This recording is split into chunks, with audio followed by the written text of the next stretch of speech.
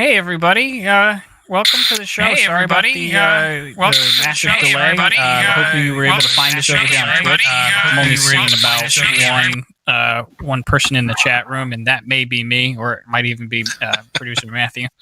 So if you found us, go ahead and sound off and chat. We'll have the same conversations over here.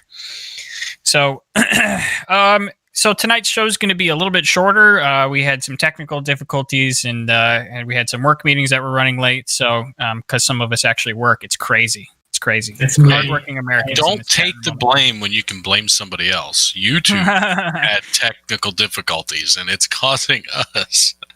We had no problems. We did nothing wrong. I am. It's me. I'm late to work. I am the late work meeting individual here. Yeah, we definitely had. So YouTube is actually down though. So speaking of 2020 apocalypse, what does it even mean if YouTube is down? I mean, that's crazy. Possible. Impossible. That's the word I would use. So aside from all that funness, we're over here on Twitch. We're also recording this so we can upload it on YouTube afterwards. Don't worry too much about liking or sharing on our Twitch because we're not ready to push for that yet. It's just a sort of a backup. But so for tonight, I wanted to talk about, it's not going to be too complicated tonight. We're going to do news and memes in the beginning like we always do. And then we're going to get to, we want to talk about the continuing fallout of the election because that is still the big topic. There's not much else to talk about, and it's pretty big. So with that being said, does anybody have any articles they want to share or start off with? I can do one. This is just a meme that I think is pretty funny.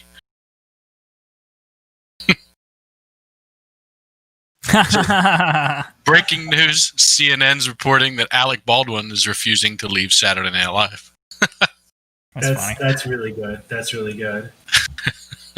Which I hear so from him actually, it's the serious story under that is that he was like excited to finally be leaving the role. It's kind of funny. It's like the real life is exactly the opposite because he's like, hey, I don't have to play this guy anymore. Yeah, that's kind of what I heard too. Was he was happy it was going to be over. Yeah. Do you think they're going to have Jim Carrey doing Biden going forward? Yeah. They both look creepy in their own kind of ways. So he does a good Biden. He does. Yeah, he really does. I haven't seen it. But he's a pretty big name actor to have on regularly, I would imagine. But we'll have to see. Yeah, but think about it. Like they do that all the time, though. Like remember how big Justin Timberlake was when he started going on?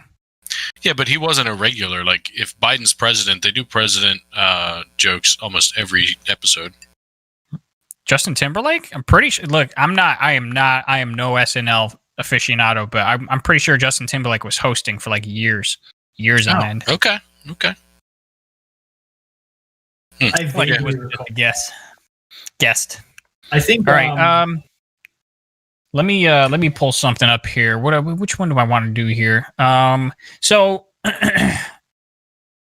I want to. Let's do this one. So. Remember, I feel conflicted about what we do with the show. You know, I love American politics. I love the philosophy of it. I love the nitty gritty day to day kind of stuff. But then I'm conflicted because U.S. politics is almost something that's it's not necessarily what you should be focusing on, right? There's a lot of big stuff going on in the world, and we talk about China as much as we can, and we talk about other things. We try to get the big picture. So I wanted to focus on this story real quick. So today or yesterday, I'm not sure which, the Hong Kong legislature took a massive blow. So Hong Kong is currently being encroached upon by mainland China. They are right now considered a somewhat separate entity. They have pretty strong autonomy agreements with China, even though they are, considered part of China. However, China is, among all of their other devious and horrible things that they're doing, they're encroaching on the freedoms of Hong Kong. They are putting in a whole bunch of sort of counter-revolutionary or counter-separatist laws. They're slowly choking the protesters. For example, before the pandemic, they made it illegal to wear masks and a whole bunch of other stuff.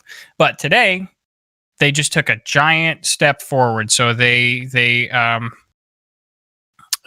expelled 4 pro-democracy lawmakers from the Hong Kong's Legislative Council, and then the 16 other pro-democracy legislators quit in protest.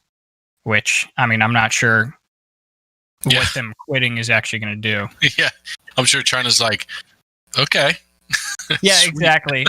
I saw some of that today. I mean, there was a story about like Trump was supposedly packing the Pentagon, so some generals were, or somebody was resigning, and I always think when I see that, like, I understand you're making a point, and the fact that you did that really made me think about this. However, now you're powerless to do anything about it. Yeah. You know? So, so I just, just keep your eye on China. I just wanted to bring this up. I mean, they're gonna, so they're pretty soon, couple years, maybe 10, 15, 20 years, China's really patient. They'll have Hong Kong completely into the fold, right? Hong Kong will be no different than China pretty soon. They have their eyes on Taiwan, which has been separated them from mainland China since the Communist Revolution, I believe, and China has always wanted them back. So that will be next. So that's what I got from there. Chris, you have anything? Powerless to stop them, right? Like an avalanche, slow-moving avalanche, like a mudslide. I mean, should we get involved? Right? That's an interesting question. I'm not saying we should or shouldn't. I mean, I know, and Americans were, especially our generation, we're reflexively anti-interventionist. Yeah. Probably for good reason. China will, like, they reap what they sow, right? Like, I mean, this is going to directly impact the trade agreements that we're going to be forging with them. I mean, the reality is we're not as avid as the Cold War capitalists, where we're not out here to crush communist countries, but we are here to not incentivize trading with China if they're going to be taking these types of steps. I can see Biden fighting them. Yeah, that's something that I don't know what you guys think about this. Maybe we can talk about this real quick, because we're never going to do a segment on trade because that's so boring. But so I'm glad. So early on, when Trump was trying to revamp the Chinese trade agreements, and he was being very hawkish on it, he was being real tough on it, and you can argue about whether he was effective or not. I don't particularly really care for that argument. I don't really care. But I was starting to wonder, because he was doing 2 things simultaneously. One, Trump was bringing to everybody's attention, like, look how shitty China is. And then he was also trying to fix our trade deals with them. And it was so weird, because as I became more aware with how shitty China was, I started thinking about, like, I don't care if you fix our trade agreement with them. I'm starting to think we should not be trading with them at all. Yeah, it has to be a slow process. I know. We've integrated Chinese supply chains into not only the U.S. but all of the Western world's manufacturing processes so deeply that it's decades before we could get out of there. So yeah, I think the right step right now is to start to pull things out a little bit, make things harder for the Chinese and more expensive for them. But maybe use our trade as leverage.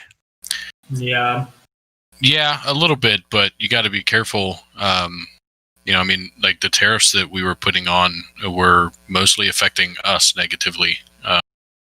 Well, it affected them too. It does. It affects both, but a tariff that you put on imports affects the country that you're importing it from only in such that somebody will buy from somewhere else.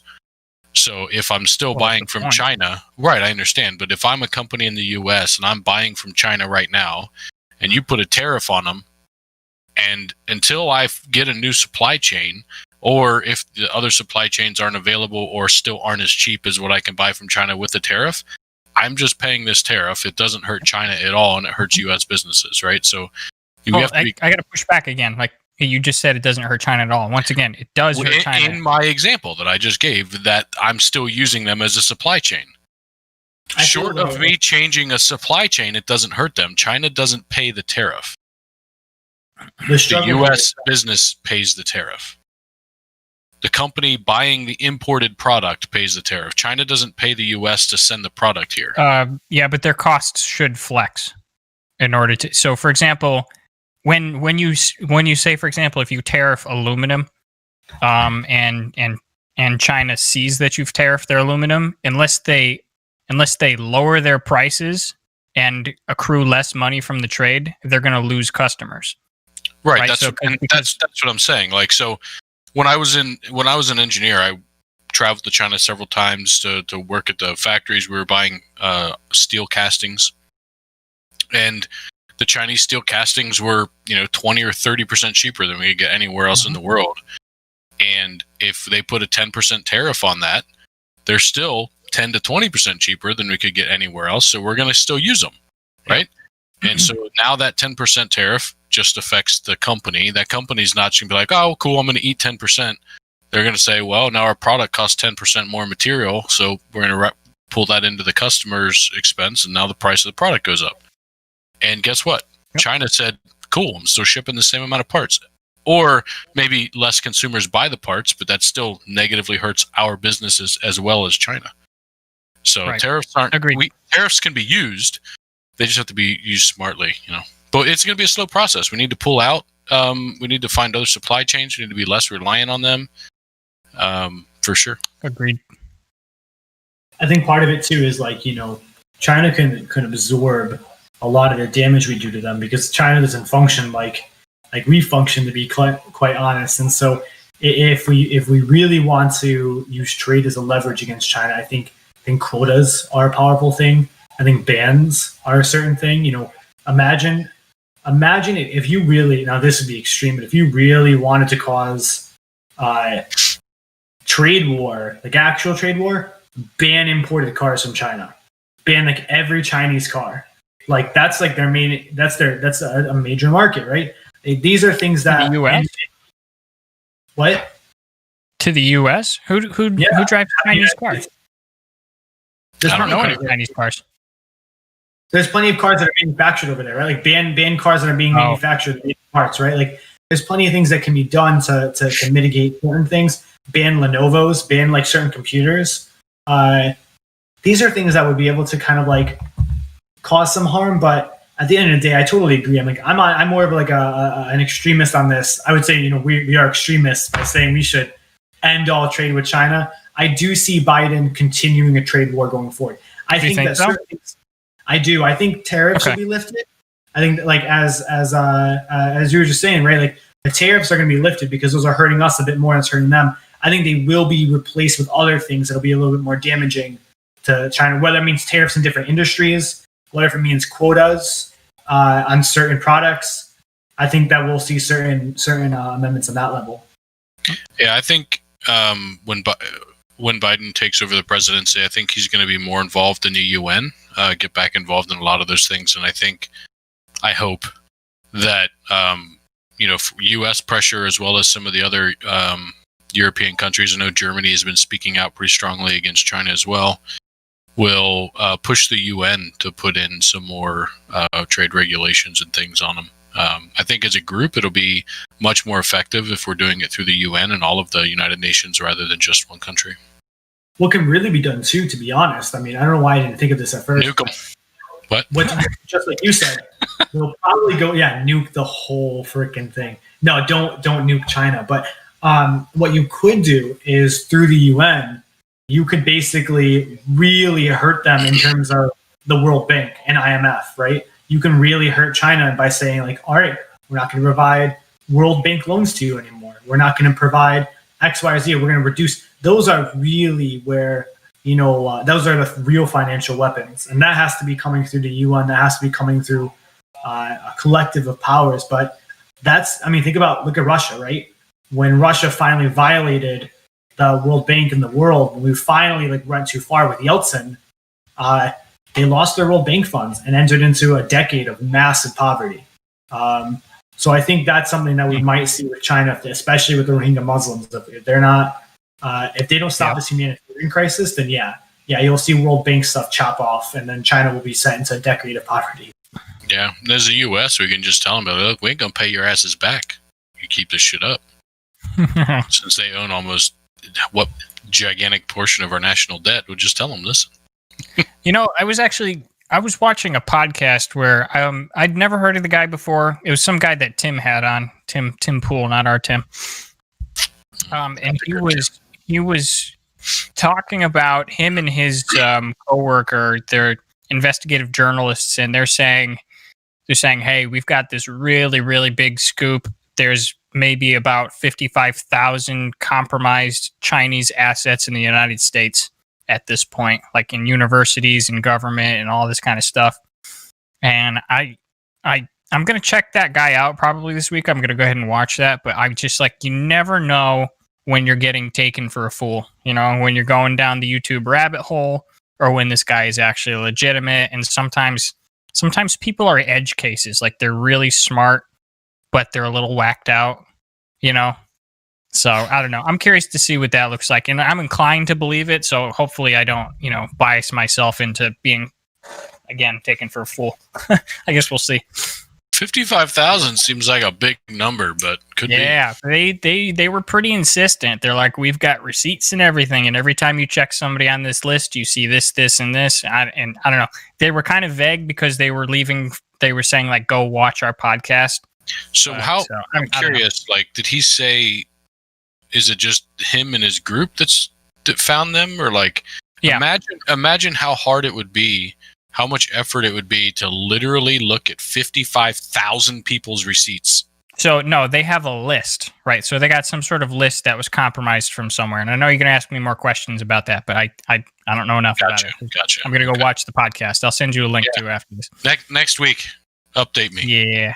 Yeah, we'll see. Maybe we're all compromised. He said, I'm actually I think one of the things they did say was like 150 people at, I think it was Harvard alone. No, who gives a fuck about those guys? So I don't know. He's one of the Ivy League schools he mentioned. He's like, yeah, we know of at least. If you went to Harvard, you're compensating for something. Definitely. That's mad funny. No, there have been a few professors the past year that have been hired that were fired because of and arrested because of what you're saying. Yeah, apparently there's a few more. No, now there's only 49,995. Yeah. Well, what's so crazy is that you have to keep in mind, like, China's culture is that they're a bit different than ours in the sense that they're different than ours and other developed nations in the sense that they're a big believer of sending there's a lot of programs that they believe in sending their young adults, like their college age students, to other parts of the world, learn what's there, and then come back to reinvest it in China. Whereas, like, we don't really do that in the United States. It's not a normal thing, right, for someone to spend their whole bachelor's degree in, like, Japan, right, or Spain. And even actually, it's pretty much warranted against that because your degree might not even be considered accredited because it was international, which is the opposite in China. So what I'm saying is that it's not hard for China to have a lot of kind of like people here that have been able to exist in different factions that might be compromised because their literal culture is like, let's send people out to the whole world. Are you sure that's their culture? Because as somebody who works in cybersecurity and kind of keeps an eye on China in that domain, that's what I see there. And from all the stuff that I hear about China, that's maybe not a cultural thing and more of a soft intellectual theft. Yeah. More on a large scale. Totally. I'm quoting one of my. Like, I mean, it's okay if they're here, but like the point almost seems to be a more of a directed knowledge transfer. That's what it is. Mal purposes, essentially. I think it's a mix of things. You got to remember too that their culture is so controlled on what information's available, what they're taught, that from a cultural perspective and also from a government perspective, for them to get information into the public, a good way to do it is to have people go out, experience it for a while, come back, and then debrief and then give out what they want, kind of. So whereas here in the US, we don't have to do it as much. We have access to whatever cultures we want to learn about, plus most cultures come and live here in some capacity. and so we have some of that mixing pot here, whereas that's not so much the truth in China. Yeah. All right. Let's Chris, go what ahead. you You got a meme, right? I I saw you have a flash it news- up real quick, and then we kept talking about China. China. China. That's never going to go away. I hope not. Oh man, come on! There we go. This is my favorite news story. I've originally read it from the Washington Post. It pretty much is existing everywhere. But the dude that swore the affidavit that Lindsey Graham was like, which I just want to say, well, I'm sure we're going to get into this pretty soon. So maybe this is almost a transition of a precursor. Lindsey Graham has broken my heart, dude, because he was really like a moderate Republican, and now he's like the one that's leading almost like the name brand of like this voter fraud stuff. But he's like, see, yeah, you know what happened to him? He drank too much Kool-Aid. He was basically asleep until the Kavanaugh hearings, and then the Kavanaugh hearings happened, and he went beast mode, and he hasn't stopped since then. He's become full triggered. You know, he used to be bros with Klobuchar. I can't imagine they're still after all this. I'm sure Klobuchar is like slapping him behind the in the back hallways. How dare you? But no. This is like my favorite story because like the one dude who actually swore an affidavit, and then the postmaster was like, "Yeah, this guy has a lot of like problems at work. I mean, we were pretty much going to fire him anyways." And then he ends up coming out, and like the postmaster was like, "This is a lie. This is 100% a lie." And the guy raised $35,000 on GoFundMe, $35,000. He's like, "In case I lose my job from this, I'll need this for my family." And all the conservatives were like, "Yes, here's my money." Hey, Chris, let me throw something up real quick. And he lied. U.S. Postal Service worker. I didn't recant. Washington Post is wrong. Now he's lying twice. Oh my gosh. He's on TMZ this time. Yeah. Hey, you know what though? I don't trust that mustache. Honestly, you're probably right. I don't trust it. No, he's definitely just like he's like, how can I stay in the news as much as possible? Let me recant it again. Look, he could be a crazy person, but he might not have. I didn't look into this. I just heard because my guys are just like my guys will just repeat the unrecantation, right? So they'll say this version without actually getting into it too much. But I mean, like I could read this a little bit and try to see. Does he have an explanation for why the Washington Post would say that? What was the thing that you had? Where did that come from? Did they that say that article that you brought up? You wrote that. Did they say that he recanted or just that he was lying? They said that he lied. They said he was like he recanted. Okay. Richard Hopkins citing him as a whistleblower, eventually signed an affidavit. On Tuesday, the Washington Post says the guy copped to lying. Oh, that during was on a committee hearing with U.S. lawmakers. The House Oversight Committee tweeted a huge development, noting it's unclear why he lied in the first place, blah, blah, blah. All that for a lie. We should know... Wait, what the heck? Hopkins... Wait, this article didn't say what I thought it said? U.S. Postal Service worker, I didn't recant WAPO is wrong. Okay, but they didn't actually go into it. Okay, so... We're going to leave that one as an unclear. How's that sound? This is pretty typical right here. Trump supporters getting their news on TMZ.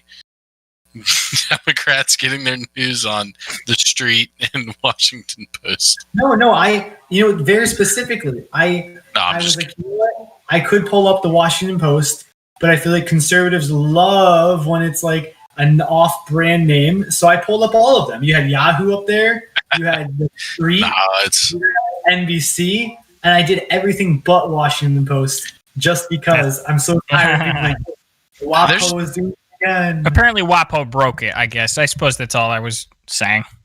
No, let's just say let's say Pennsylvania, the whole thing is a lie. We still won the election, right? Like even let's entertain it. True. Sure. We can get into that. I mean, Tim, do you have anything burning you want to share, or do you want to just switch over to election stuff? I had one more meme that I thought would be kind of funny. Says, has someone told Trump that if he gives a concession speech, it will be the highest TV ratings of any single event in all of history? Look at that conflicted face. He's like, wait, I want to do it though. TV ratings. Yeah, shit. Like, Mr. President, this will be more highly rated than Tucker Carlson. Higher? Oh my god. While we're still in the randomness, what's your thought? I've read a couple things saying that Tucker is going to be the GOP candidate in 2024. Ted Cruz probably. You think Tucker. so? So the problem is with mixing your careers is that there's way too much that Tucker Carlson has way too much of him saying stuff recorded. And the problem with that is that he's thousands and thousands of hours of him live on TV. It's going to, somebody's going to pull up a whole library of different things that he says. Some of it will be out of context, or it's a TAC ad, so all of it's going to be out of context, and it's going to make him look like an absolute monster, and he won't win just because of that. Well, Do you think your side really cares that much about that stuff anymore, though? It doesn't matter about my side. It's the centrists. That's true. Well, also think about it this way, right? Like, first and foremost, Tucker Carlson is an extremist. Like, he's far right, and he's a populist. He's pretty far. He's a populist. He's like maybe up a little bit populism. He's a populist. But the issue with that is that we're by human nature. Humans suck at compromising. I'm going to turn my camera off because for some reason it's being very glitchy. No, you're fine, dude. Oh, sweet. It's just glitchy for me then. I'm back. Yeah, I don't know why it's glitching for you. You look great. Okay, perfect. For some reason, humans were very bad at grasping numbers. And so, we may see that like, oh, look, just what is it? Like an hour ago, Trump's tweeting some crazy shit. And he has the cat just knocked over an ornament from our tree. Sorry about that noise. Do you have a damn Christmas tree up already? Oh my god, yo, it's November 11th. Jesus. That's the only news story we should be talking about is the fact that you decorate before Thanksgiving. We need a new left. No, but in all honesty, It's too far left. Look, like Trump has 200,000 likes on a tweet, or he gets 1 million people to like something. The reality is the electorate is 150 million people. So 1 million people liking something, or 1 million people coming out right now and saying, yeah, we would like Tucker Carlson to be president, really kind of means nothing, because that's only 5%? Not even. It's literally 2% of the actual Republican electorate, let alone the whole electorate. So when Trump is saying these crazy things and it looks like he has support for it, he kind of doesn't. The fringe is just very big. There's 1% is still 1 million people. Tucker Carlson would have no chance even on the right. So Tucker Carlson is he's an interesting case. I don't know how much you've seen of him off air, but he has an interview with Dave Rubin that you might want to watch. And if you're curious, I can send it to you after this. But he is not what you expect. When Dave Rubin starts interviewing him, he says a whole bunch of things. So I was hold on a second. That's not a Republican talking point at all. That's something that I might hear from the left. He has a lot of what he's concerned about seems to be genuinely working class issues through a more right wing perspective. But it seems genuinely concerned about, for example, wealth inequality. He cares about that.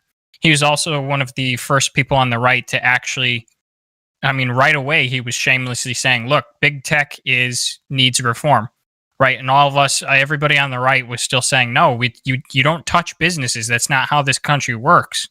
And so he's more interesting than you think. Anything I want. What's that? And Trump said, I touch anything I want. All right, apparently. Yeah. So, all right, not to monologue about Tucker Carlson. Did you want to say anything more, Chris? I don't know if I interrupted you.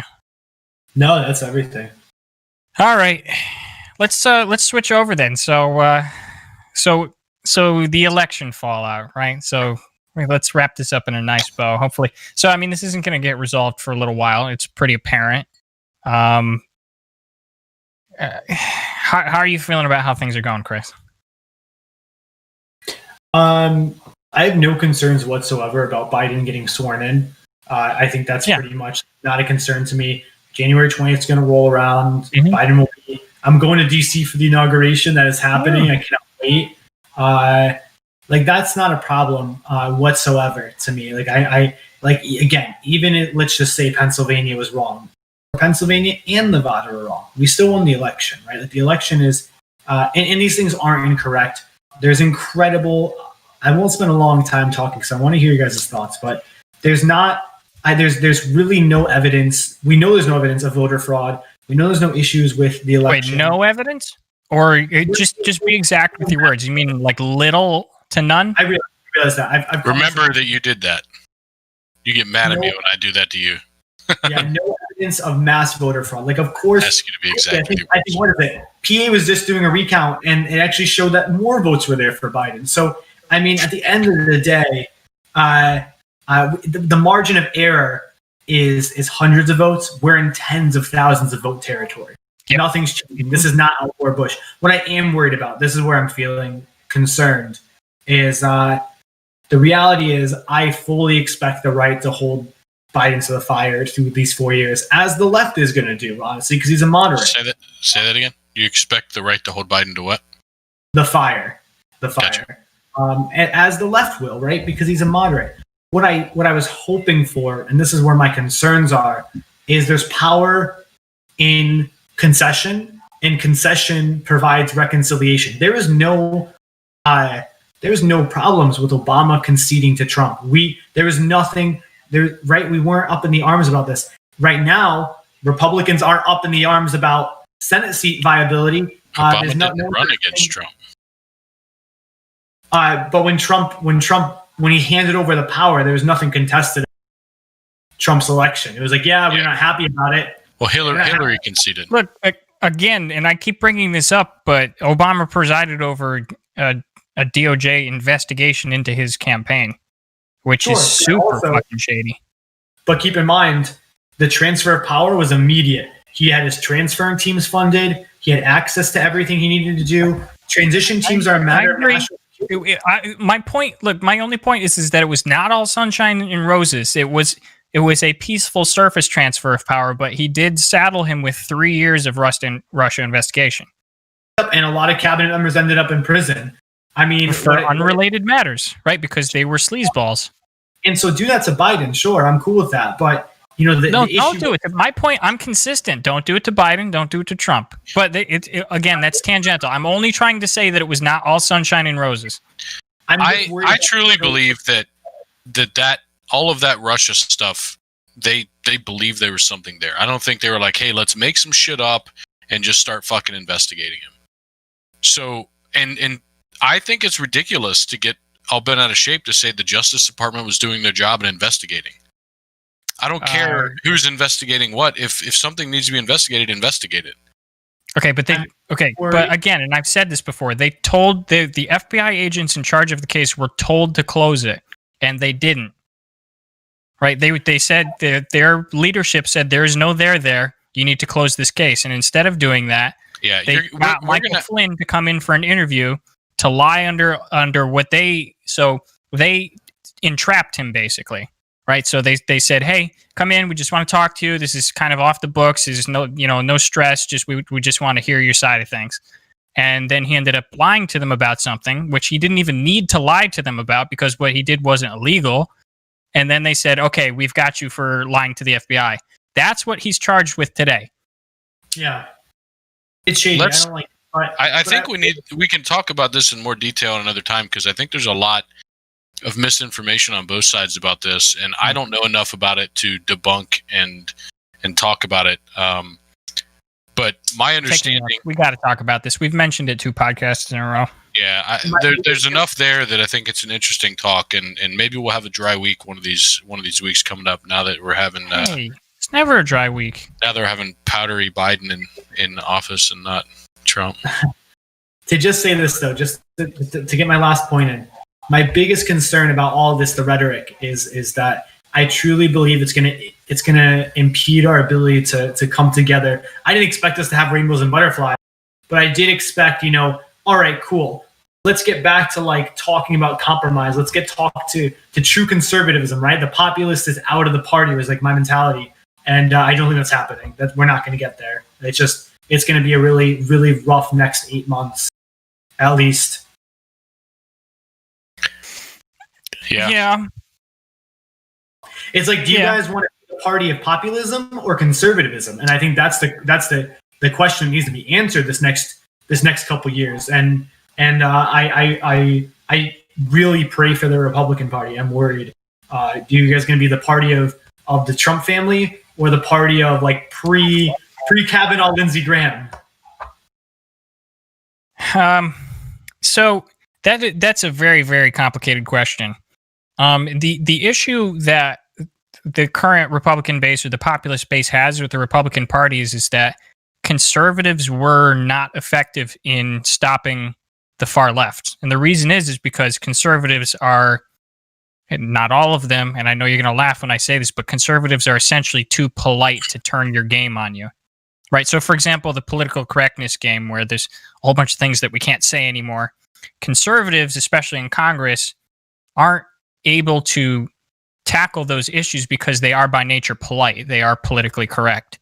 And so the purpose for the populist movement through Trump was essentially putting somebody rude into office who could be rude and politically incorrect and say the things that conservatives couldn't be saying this whole time, essentially.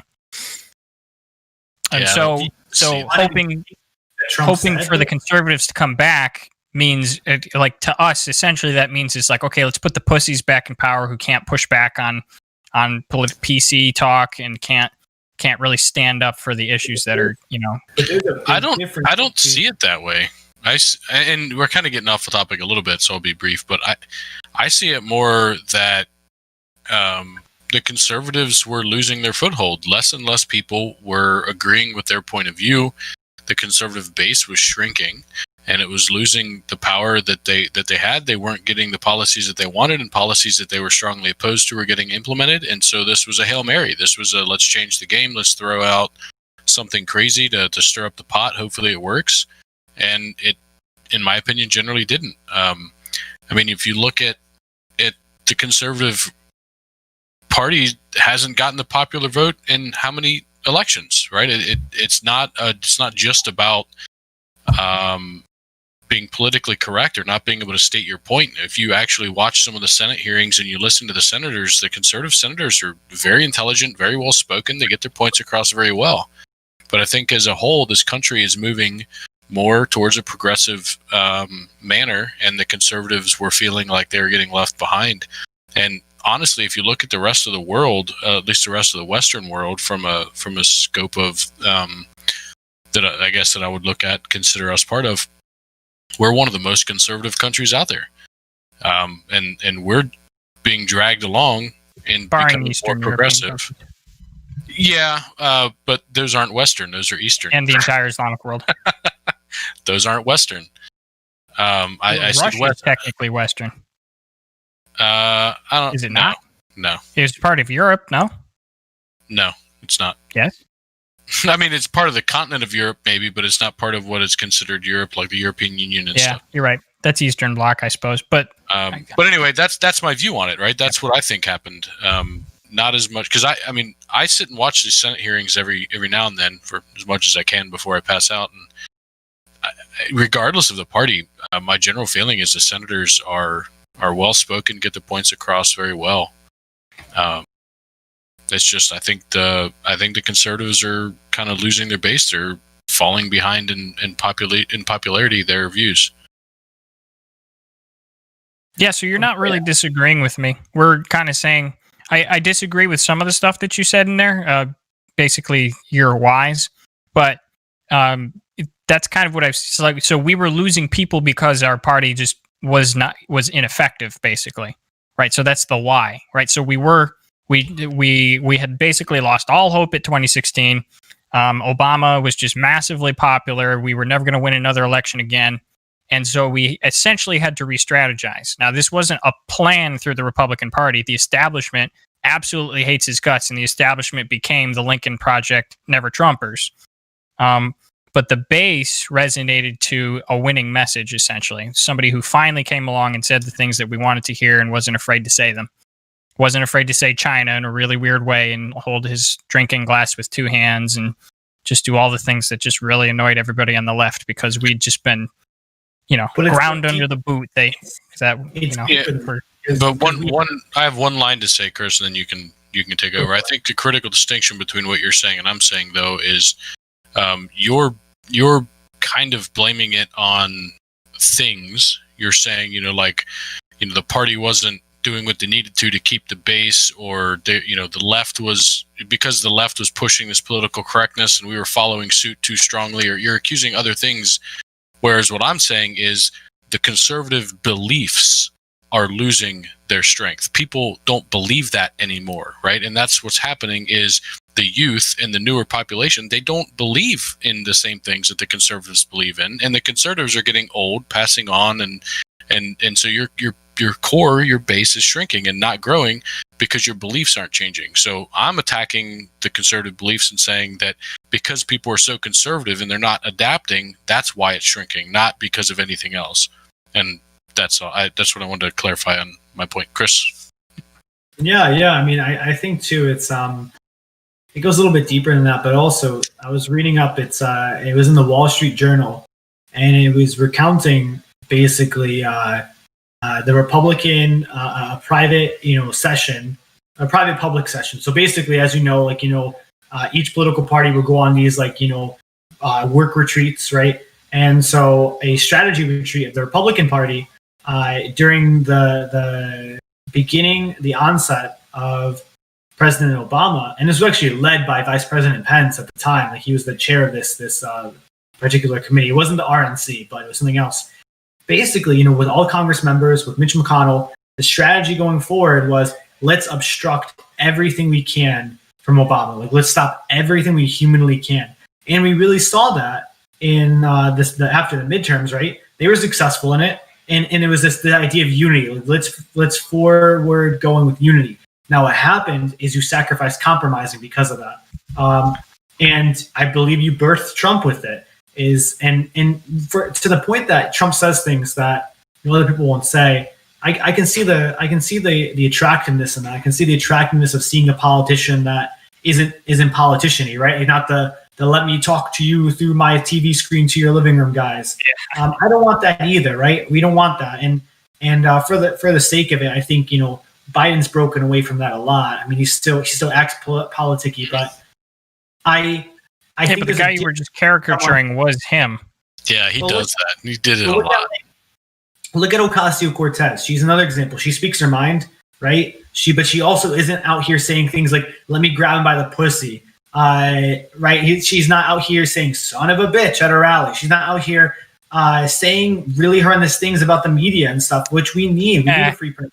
But some of the stuff she says is that derogatory to the conservative point of view, right? Like, although she's not saying the things that are just blatantly derogatory from a sexual standpoint, she just has a better vocabulary. Yeah, and I'm not saying I feel this way. I haven't watched enough of her. I've seen a few of the memes and things, but I know that the conservative point of view, and you can back me up if you agree with this, Nathan, is that some of the things she says is just as bad as that what Trump might have said compared to how the left felt. Which is what? I'm just curious. I'm sorry. I would have to pull it up. But Chris, I mean, you have to, all the Slay Queen tweets where like people will just like retweet her and just like, oh, Slay Queen, like whatever it is, like you're telling me that you haven't seen a whole bunch of tweets from AOC that are just dripping in sarcasm and venom for the right. She speaks her mind, dude, but she's not speaking her mind. So does Trump. Yeah, but at least she doesn't sexually harass people. What do you mean? Look at Trump's rhetoric against women. These are the things that, I'm all here for breaking political correctness. I'm all here for jabs. I'm all here for these things. But the things that Trump say just go too far. It's just too much. I would. Okay, look, I would generally agree. I'm not really. Why are we talking about this? Because I'm not going to pretend AOC is not as bad. I will say, but for sure, I know you're like, well, obviously, but I mean, for somebody on the right, that is a bit of an admission. AOC is pretty much, the firebrand that we all love to hate, but she's not as crude as Trump. But I mean, there's a fair bit of venom in a whole bunch of her tweets. I'll just say that. I was trying to look up some of her quotes to see what some of these examples are that I've seen, and I don't know if these are true because I haven't fact checked them, but there's a few of these that popped up. So tell me if this is true, Chris. Did she say owning guns is not a right? If it were a right, it would be in the Constitution. That sounds like satire. That's shown as a quote for her. It's on multiple places too. I want to double check. I'm not saying that's true. Yeah, I'm not saying it's true, but I'm seeing it in a couple places. Another one is like satire. Another one is when this country started, we were not a capitalist nation. I can't fact check these in real time, and they also might be quoted. So, if those are true, though, I think that's the kind of stuff that it's not that it's so blatant. Well, let me play the Trump translating game, right? Like for both of those quotes, one, I don't know if she said them or not, but if she did, they're probably out of context. I'm sure there's more sentences before and after. I'm sure she didn't just walk up to a microphone and go, this country wasn't right. But to translate, I'm pretty sure what she would mean is that it's we're allowed to have guns.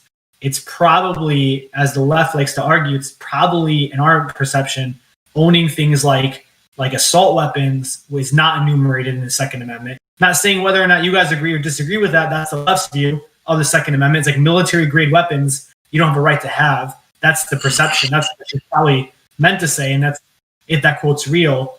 If the second quote is probably, I'm confident that is totally a misquote. It could be. Again, it could be. I probably.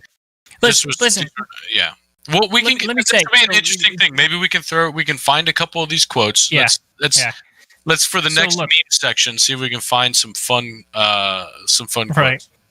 So we definitely should. We should each have an AOC meme for the next one, if you remember. But okay, so I don't actually have a problem with those. Even she has a right to express her political ideas. I don't have a problem with her political ideas.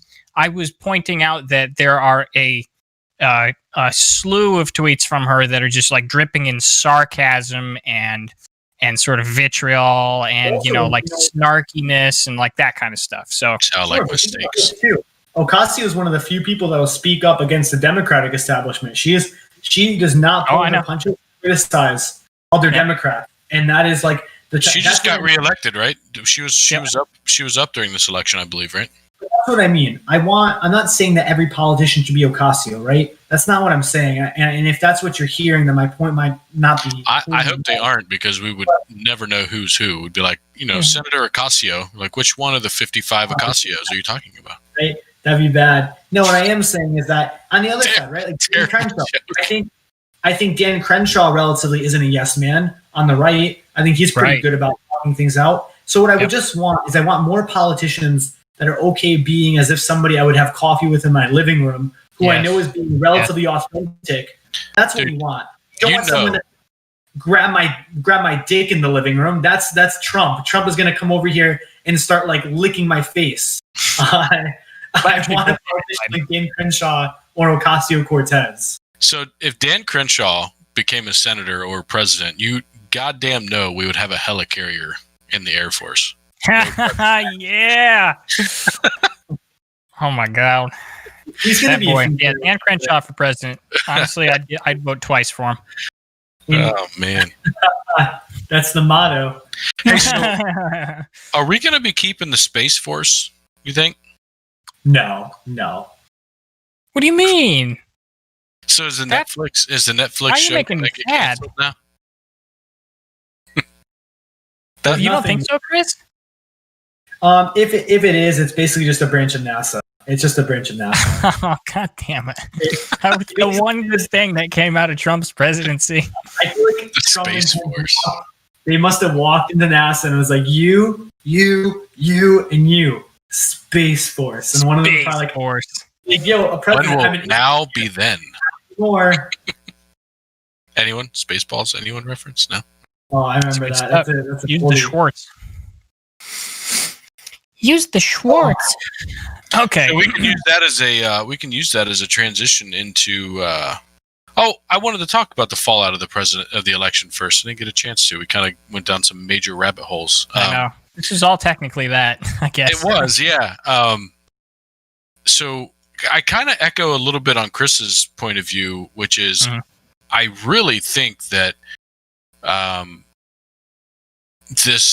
this rhetoric, all of the news of this being an unfair election and there's so much fraud and all of that is one going to put our election in the beliefs of many to be fraudulent and Nathan, I know when we talk a lot of times and these extremes come up, you say we don't believe that, the right doesn't believe that, and I think as probably a majority, most people don't believe any one given thing, but I think a significant minority, right, 30-40% is probably too high, but somewhere in that range, actually do believe these things, or at least 60% of Republicans right now. Yeah, well, that believe that it was somewhat fraudulent. Yeah, but I think I don't think that's the most extreme thing that's been said. But yeah, but to that point, like now you don't believe in the election at all, and that to me is a very damaging. I 100% want all of the votes to be legitimate. I want to, I want to be able to trust our process. The process hasn't changed since the previous years. So anything that happened that got Trump elected is happening to get either Biden or Trump reelected if any of these recounts actually do anything. But generally, I don't think they will. But I think this is just all Trumpism again, like save face. I didn't do anything wrong. I mean, ever in his 4 years as president, did he ever say, I didn't do great at something. I didn't do the best at something, right? And it's impossible for him to admit that he didn't win. And I think it's going to damage the country. And, you look at some of these legal cases and they don't get covered well. There was one I was reading about today. I think it was in Arizona, but I could be wrong on that. And the Trump lawyer was pushing for the evidence to be, I forget the legal term that was used, but basically locked up so that it wasn't available to the public. It was a closed case. And the opposition was saying no, that we want this open, and the judge ruled in favor, and either the judge or the opposing lawyer said that we want the public to see how flimsy the evidence is for these cases, and the judge ruled in agreeing, like, yeah, this is bullshit. Like, these cases are being brought to court just so that we can say we have this case here, we have this case there. Yep. There's an interesting YouTube channel called Legal Eagle. If you get a chance, go check him out. Yeah, I saw one of that popped up in my recommendations. Yeah, so I watched a couple of his videos on some of these the lawsuits that are happening right now, and he's a lawyer at a big firm somewhere. I don't know where, but I've watched him several times over the past couple of years on different things, and he's generally a pretty straight shooter. He's not really too political about it. I'd say he definitely leans a little left or a little anti of these legal battles, at least in this video of these, but he's pretty fair about them. And the general gist of it is some of them have a minor bit of merit. There's probably a case here or there where somebody knew their mom died and got her ballot and cast it. That worked on both sides. I mean, I've heard of examples where people were arrested at the polls for trying to vote twice, and they were Trump supporters, right? I mean, both sides were trying to twist the system a little bit, but I don't think it was enough in any case either way to actually affect this. Let me get into the only two ones that seem to have any traction that I can tell. Right. So if you're on the right and you're looking at this, the only lawsuits that will seem to have much traction are in Pennsylvania and Nevada, maybe. And that's a maybe. The rest of it seems to be fluff, right? The rest of it, even if they were, even if they were correct, it's not going to move the needle very much, right? It's going to maybe get us 1 or 2 votes, or maybe at most 100. It's not going to give Trump a swing in any of the states that he needs to swing. So with that being said, the interesting thing I heard about, we'll start with the smaller one, Nevada. I don't know if you guys have heard about this, but they say that it looks like potentially 3,000 people who moved out of Nevada voted in Nevada. I did see that. And something really important to keep in mind, that those are, half of them are military families who were relocated and by law are legally allowed to still vote in Nevada because they're in a relocated area. Okay. That's good. So that's about 1,500 then that wouldn't be accounted for in that? Like college students. Like college students are allowed to have moved out of the state and still vote in their hometown. That's allowed. So are we sure that those people... Okay, so now we're into the realm of pure speculation. Unless you know, and I'm curious if you know... Do you know that those people were included in that 3,000 number? Because, and let me finish, because what they were saying was that 3,000 number came from whatever list it was, and she said that the list was statistically supposed to pick up about 1/3 of the people that moved out. Right, so the original contention was that we found 3,000. This list is supposed to contain only about a third of or catch only about a third of the people who moved. So it's going to be 9,000 total. Now you're telling me about half of those would have been military? That's what I was reading. I think most of them are military people. Most of them are probably college students, but I guess we got to keep following it. But even, you know what? Sure. If Trump wants Nevada, we can lose Nevada. Right. Exactly. So well, to also be fair on that though, if this is just a random selection of the population of people that moved and continued to vote from their previous address, then you would expect that would be a mixed bag of votes. It's not like only Biden supporters moved out or like, hey, we need to vote in Nevada still. Right? Like, true. Yeah. We don't even know who they voted for. So I think that, as far as talking about what kind of effect it's going to have on the election results, yep, maybe negligible. My guess would be negligible, but it would be, it's interesting, and I think we should get to the bottom of, if it's an issue, if people actually moved out or not. I mean, no, for myself, I bought a new house just a month before the election, right? And it moved me to a new county, and so I still owned both houses, and I was still at both houses throughout the week, depending on the day. So I decided to not officially change my address until after I voted. And then we officially changed the address and then moved here. But, it's something you have to think about. And, if 3,000 people or 9,000 people moved out of the state and still mailed their ballot in, then that's something that should be looked at. Right. And then yeah, not impossible either when we're talking about a place like Nevada where you have oh my gosh, where the gambling arenas. Reno. That's the big one, right? You're talking about Reno. Exactly. You have Reno. You have Las Vegas. You have. I honestly don't know, but you have plenty of people that are just, the entertainment business is massive. You have tons of people who are constantly fluctuating. People that probably have multiple homes both in Nevada and outside because maybe they own an apartment in Nevada because they work there X amount of months of the year and whatever. But as long as they meet whatever the state law is, whatever in those cases, like Florida, right? Florida, you got to live in Florida at least 150 days out of the year to be considered a Florida resident, right? So I guess what I'm worried about, Trump voted there. Yeah, I mean, he's the president. I'm sure there's some sort of stipulation. Sure. Go so much. And he just flies down and votes there.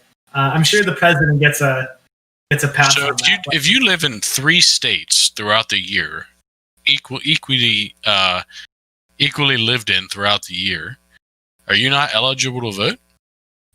I think you have to claim a primary residence, right? Yeah, you have to claim a primary. So in Florida, the rule is I only know Florida because just so many people from Connecticut do live in both. Florida, the law is you have to spend 150 days a year to claim Florida as your primary residence. Right. So imagine that there's 3 states that are that way, and you live in those 3 states. So you just then generally you just can't vote. Well, there's only 100 or there's only 360 days. So I mean, if you do, I guess. That's what I'm saying. Math. Yep. Yeah. We're getting there. I guess what I'm saying is there's also no way to kind of like regulate that. There's no house police that are like, where is this person? They only hit 140 days this year. You know I looked at his electric bill. 3 houses, you can vote 3 times. That's what I say. Capitalism to the core, baby. Yeah. So what's your Pennsylvania point of view? So let's talk about that. I wanted to just real quick. I just wanted to mention the reason why I told you before. I'm going to completely forget this, so I have to say it now. But the reason I told you before that it's 60% of Republicans that don't have faith in the election at this point. It actually alternates, right? So in 2016, it was about 60% Democrats had an issue with the election, and then before that, it would have been Republicans, and then Democrats. So faith in the election alternates with the who won. I would say it's probably higher than normal now, but statistically, it's not really too abnormal.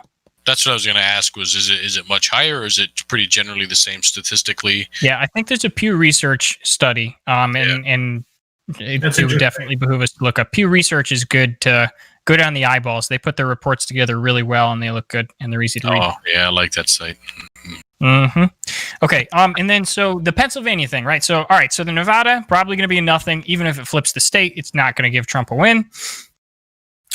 So Pennsylvania, how much is Biden looking at in Nevada right now? How much is Biden winning by Nevada right now? Like 12, 15,000, something like that. 15,000. Yeah. So even if all 9,000 people that ended up and they're looking at other petty. They're looking at a whole bunch of there's multiple lawsuits in every state. Well, so yeah, but most they're going to pretend that they have hope the entire time. So, but sorry to cut you off from your point, Nathan. But let's keep in mind that they're only putting these lawsuits on the presidential ticket, but not the Senate or House seats. So I love that. I mean, I'm just saying, like if we were going to rig this election, Mitch McConnell would not be in the Senate anymore, right? Or even the swing states, right? Like Georgia, you have President Biden winning Georgia most likely, but you have your two Republican senators going in a runoff. It wasn't like an outright defeat on them, and they're most likely going to win the runoff election. So it's it's just so crazy. People love, you don't, but people love these confirmation bias things, and it's just like maybe it sounds cute on surface, but the second you kind of peel back, like, wait a minute, why would they take the president and not steal the Senate, right? Like, yeah, 100%. Obviously, so we could make this argument afterwards. Yeah, exactly. Yeah. Yeah.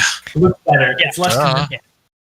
So, I mean, like I said it on the last podcast. I'll say it going forward. I'm not big on the conspiracy theories. It makes me really uncomfortable to they just make me uncomfortable. So I'll do my best to report the best ones at this point. But so Pennsylvania looks like the one that might have the most traction. They're looking at, I'm not sure exactly what it is. It's ballots cast or ballots received after the election. There's something to do with about 400, if I recall correctly, 466,000 ballots that were received in a certain way after the election or after a certain date. So I can give a rundown on it a little bit. So prior to this election, ballots had to be received by election day. They didn't have an extended period for ballots to be received afterwards. Before the election, when all of the COVID situation was hitting, and then you had all the news about the mail being slow and the mail being messed with and all that, right? The concern was that the mail was going to delay ballots from arriving, and so they put to the courts and said, let's extend the receiving deadline for ballots in Pennsylvania, so the Pennsylvania state courts, to 3 days or 5 days or whatever it was after, as long as they were postmarked or have an illegible postmark or aren't postmarked at all. So if they have a postmark on them that is after election day, obviously they don't count. Otherwise, if they're received by, I think it was the 5th, but whatever the day was, they count. So it passed in the state legislation, but the Republican legislation in the state didn't want it to pass, so they brought it to the Supreme Court and to try and appeal it. The Supreme Court declined to see the case until after the election. So it could be that the Supreme Court rules on this and says that all of the votes that were received during that time are not valid. Right. And so what the state did is they set all of those ballots aside when they were counting the ballots. Yep. My understanding is they aren't included in the current numbers right now. That's my understanding. They are, but they're segregated, so they're marked. They are included, right? So the way I heard it was, and this could be wrong, right? But this was a while. This was maybe a week ago. So they might be included now. But at the time of the article that I was looking at, they were not included at the time, and Biden was already winning. That's not. Or was proposed. Anyway, 95% that's not the case. The point that I wanted to get to, more so than they weren't included, is that they are segregated, right? So they know which ones those are.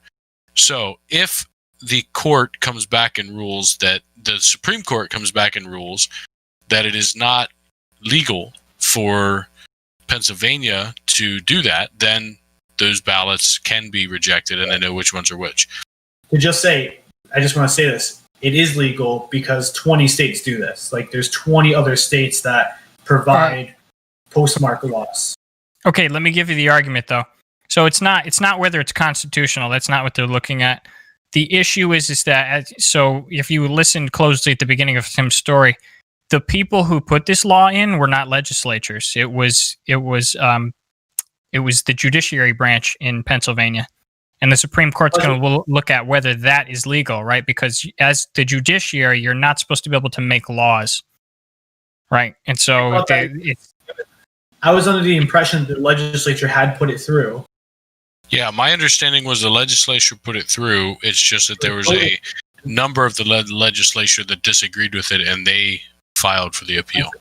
Like, it was signed into law, like it passed. Yeah. But the Republicans went and tried to sue because of it, and now they waited till now to that was my understanding as well. Yep. So it was signed into law. The Republicans challenged it, saying that we shouldn't have this law. The state, and then Supreme Court Justice Alito basically said, all right, segregate the ballots, but they still count. Like, let us know which ones they are, but they still count. Okay, so maybe I'm wrong about that. I'll look more into that. Maybe I'll put it in the comments if I figured it out afterwards. But yeah, because it was definitely voted into law. It was just Republicans, like Tim said, sued to try to block the count from these votes. On what grounds? I don't remember. It was one of those baseless things. And then Supreme Court Justice Alito said, all right, you know what? So keep in mind, too, based on precedent, the Supreme Court does not impact. They almost never will change election procedure during an election or close to an election. This is played true Democrat and Republican for years. I think it was another podcast we actually touched on in favor of Republicans, right? It was a Republican election that was in favor. I can't recall it, but anyways, Justice Alito basically says, all right, listen, and segregate, we need to be conscious here, is a very strong word, but all it means in the legal sense in this case is it's basically like these votes still count, all the election day votes count, but we're just going to segregate them so we know which are which. So if anything ever was to happen, we know where they are. But as far as constitutional goes, it was signed into law. 20 other states do this. Totally normal. As long as they're postmarked by election day, which actually means basically if anyone was dumb enough to mail their ballot on election day, it probably wasn't counted. But basically anyone who was mailing their ballot the days prior, it came in. And just something to keep in mind. You know, I had a friend who is much older. He's a retiree, but he wanted to congratulate Carolyn and I on our engagement. He mailed out a gift card to us. Now, the normal response time for mail here in Connecticut is like 3 to 5 days. It actually took like 8 or 9 business days to get here. He had mailed it 8 or 9 business days prior. Yeah. So plenty of mail actually was backlogged across the country. I think votes should be counted, right? Like, people didn't want COVID. They didn't want to go to the polls, so they sent in their mail. It's like, I don't see how this is controversial. Yeah, so I agree with you. It's okay. So let me explain what the sort of the problems that we have on the right here. What's up more, maybe some of the more honest ones of us, and then maybe some of the people who just really want to win. There's a problem where that even if, so let's say Trump does have good legal grounds for this suit, and he does get enough votes overturned to flip the state. Now, first of all, unless he gets a miracle in some other state, that's not going to help him win. Fine, he'll have Pennsylvania.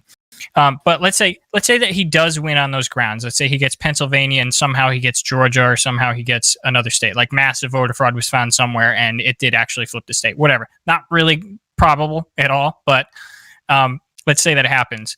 Then we have a scenario where we won by invalidating people's actual vote. Right. And I know, Chris, you 100% agree with this. So I understand your point. Those are people who actually wanted Biden to be president, and you overturned it based off of, whatever the law was. Now, that's the other part of it, right? So that's the one half, right? That's an actual vote. That means people who did vote, albeit maybe slightly improperly or maybe not by their fault, maybe it was delayed in the mail, they did vote for Biden, and therefore people do want Biden. And then you're sort of overturning it through legal mechanisms.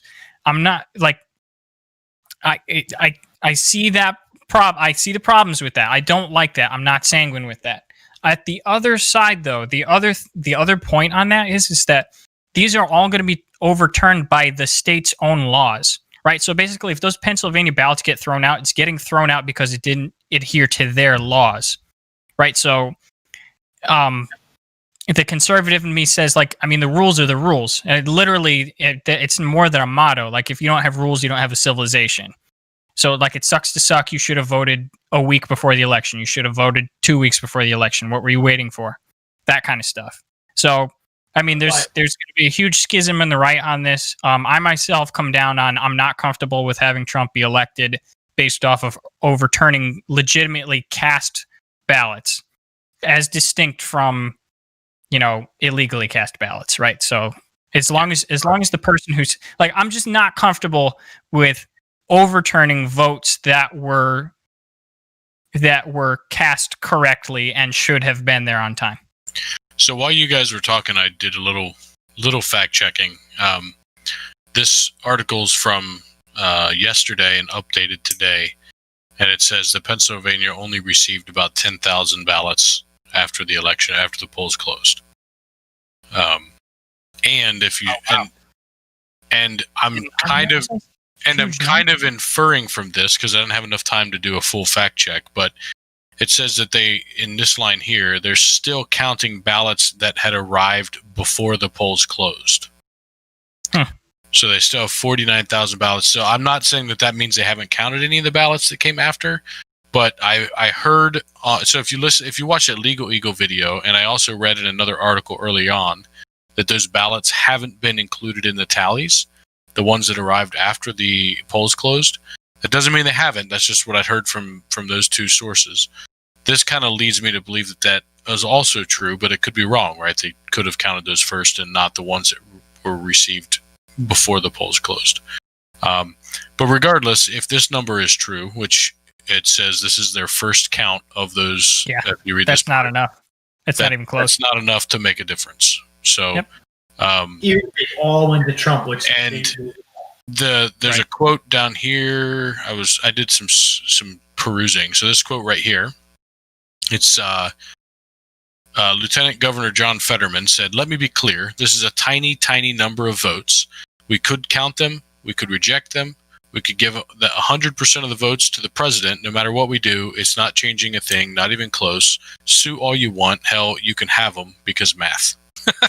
But his statement here, "we could count them," also makes me believe they're currently not included in the tallies.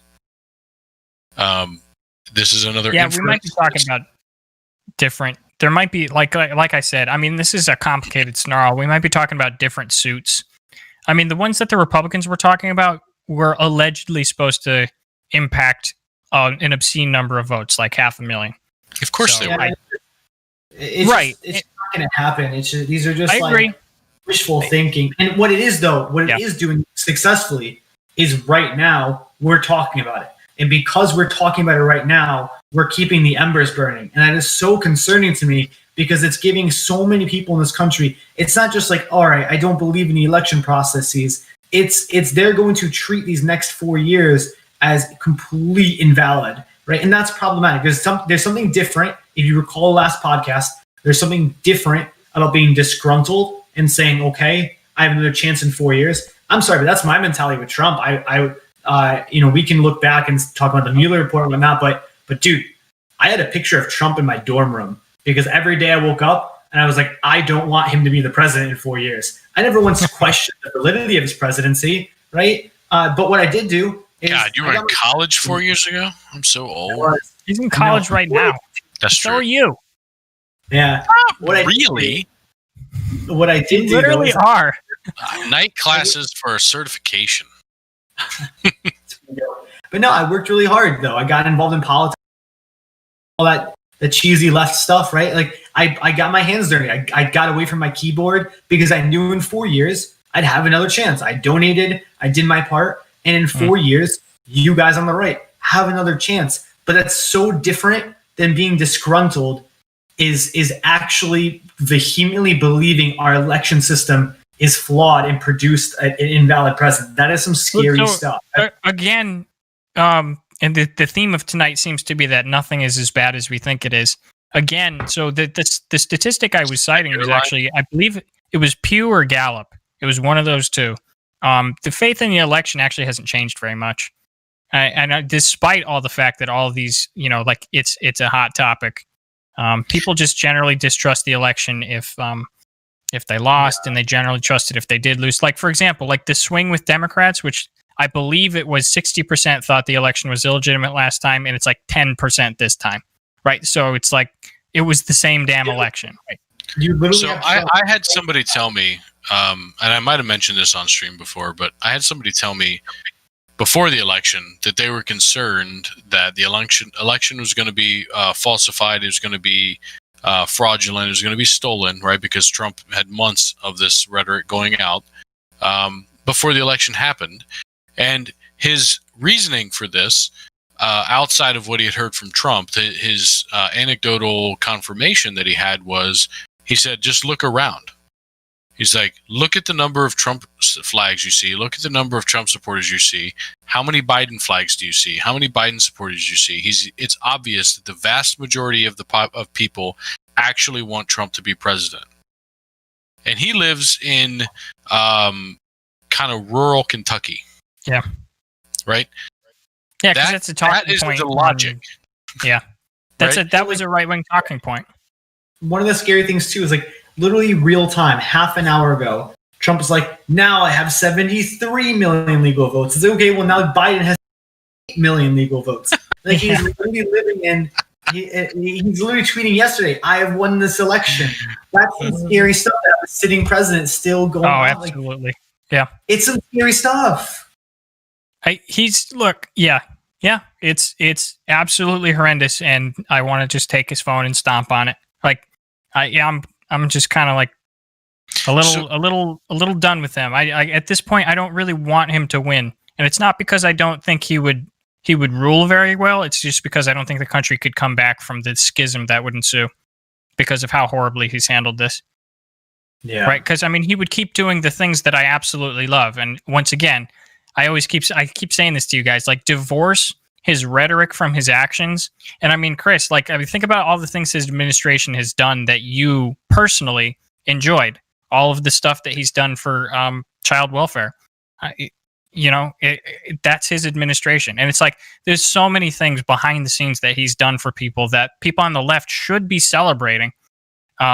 But hey, he's got Twitter, and I guess that's how he got there in the first place, but it's what got him out of there. So there's two pieces to that, though. One is stuff was going to get done no matter who was the president, and it's very possible that these things you're talking about, such as child welfare or child care things, whatever, were a topic of somebody else in politics that got pushed through, that he let go through, but wasn't really his force that did it, right? Just because he sat in the chair when it happened doesn't mean he's responsible for it. I'd say there's Republicans such as Chuck Grassley and Roy Blunt were pretty much really responsible for Family First. Ended up getting kind of like powered up by Jerry Milner, Lynn Johnson, and the Children's Bureau. Trump signs into the law. I think under a Democratic administration, you wouldn't see Family First in the same way it's come out. However, it is a very bipartisan bill. But would it have happened better without Trump? I don't know. Maybe. Probably not. I think, having Jerry in office, I think Jerry's one of the best, Children's Bureau's nominees that we've ever had. Me and Lino, my friend, were even looking into like past ones, and we're like, yeah, Obama's Children's Bureau appointments are like bureaucrats. This dude is like former social worker, really good guy. But this is one thing amongst many things that I do disagree with this administration for. It pains me because I hope Jerry stays. We're looking to see if there's any things that we can do. Because bipartisan appointments are normal. Honestly, I think there's a 40% chance Paul Ryan will get a cabinet position. But Biden said he was going to have bipartisan cabinet. Yeah. His message is unity, but we'll see. It's pretty normal. It's pretty normal to have bipartisan appointments, though, to be honest. So hot ticket ones, it's not. But Paul Ryan would be a hot ticket one, but one that's doable. But what I'm saying is that I do, rhetoric really matters, though. And this has been a bit appalling. I know. Really bad. I don't disagree. Yeah, I mean, that's the thing you hear a lot is if it's just as rhetoric, everything else, and not from you as much, Nathan, but from other people that I know. And, I try and have the conversation to say, like, the rhetoric affects people, right? Like, I hear people repeating the same lies and mistruths that are coming out of his rhetoric as if they're fact. These people are believing this. It's not like you can just say, yeah, so he grabs people by the pussy, so what, right? Like, okay. That's in that particular example, I know that was probably meant more of like a bro talking to a bro and like whatever. But, when he says these things in public as this is the case, or as an example, like for how long did he, pretty much downplay wearing a mask and try and make everything seem like we're doing great and there's nothing to worry about. Whereas if he'd have just worn a mask and said, hey, we need to take this seriously, and that's all he had to say every time he was out, hey, we need to take this seriously, this is an issue, would it have helped us to, curb the virus that we had in the country, right? Like just those types of minor things is what kind of rhetoric, how it changes the perception of the people that listen to you.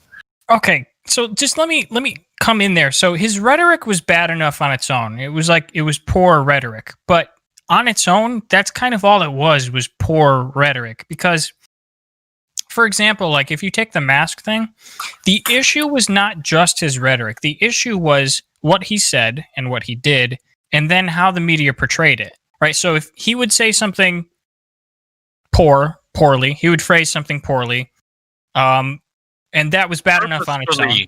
Purposefully poorly. Sure. Whatever. Sure. Part, right?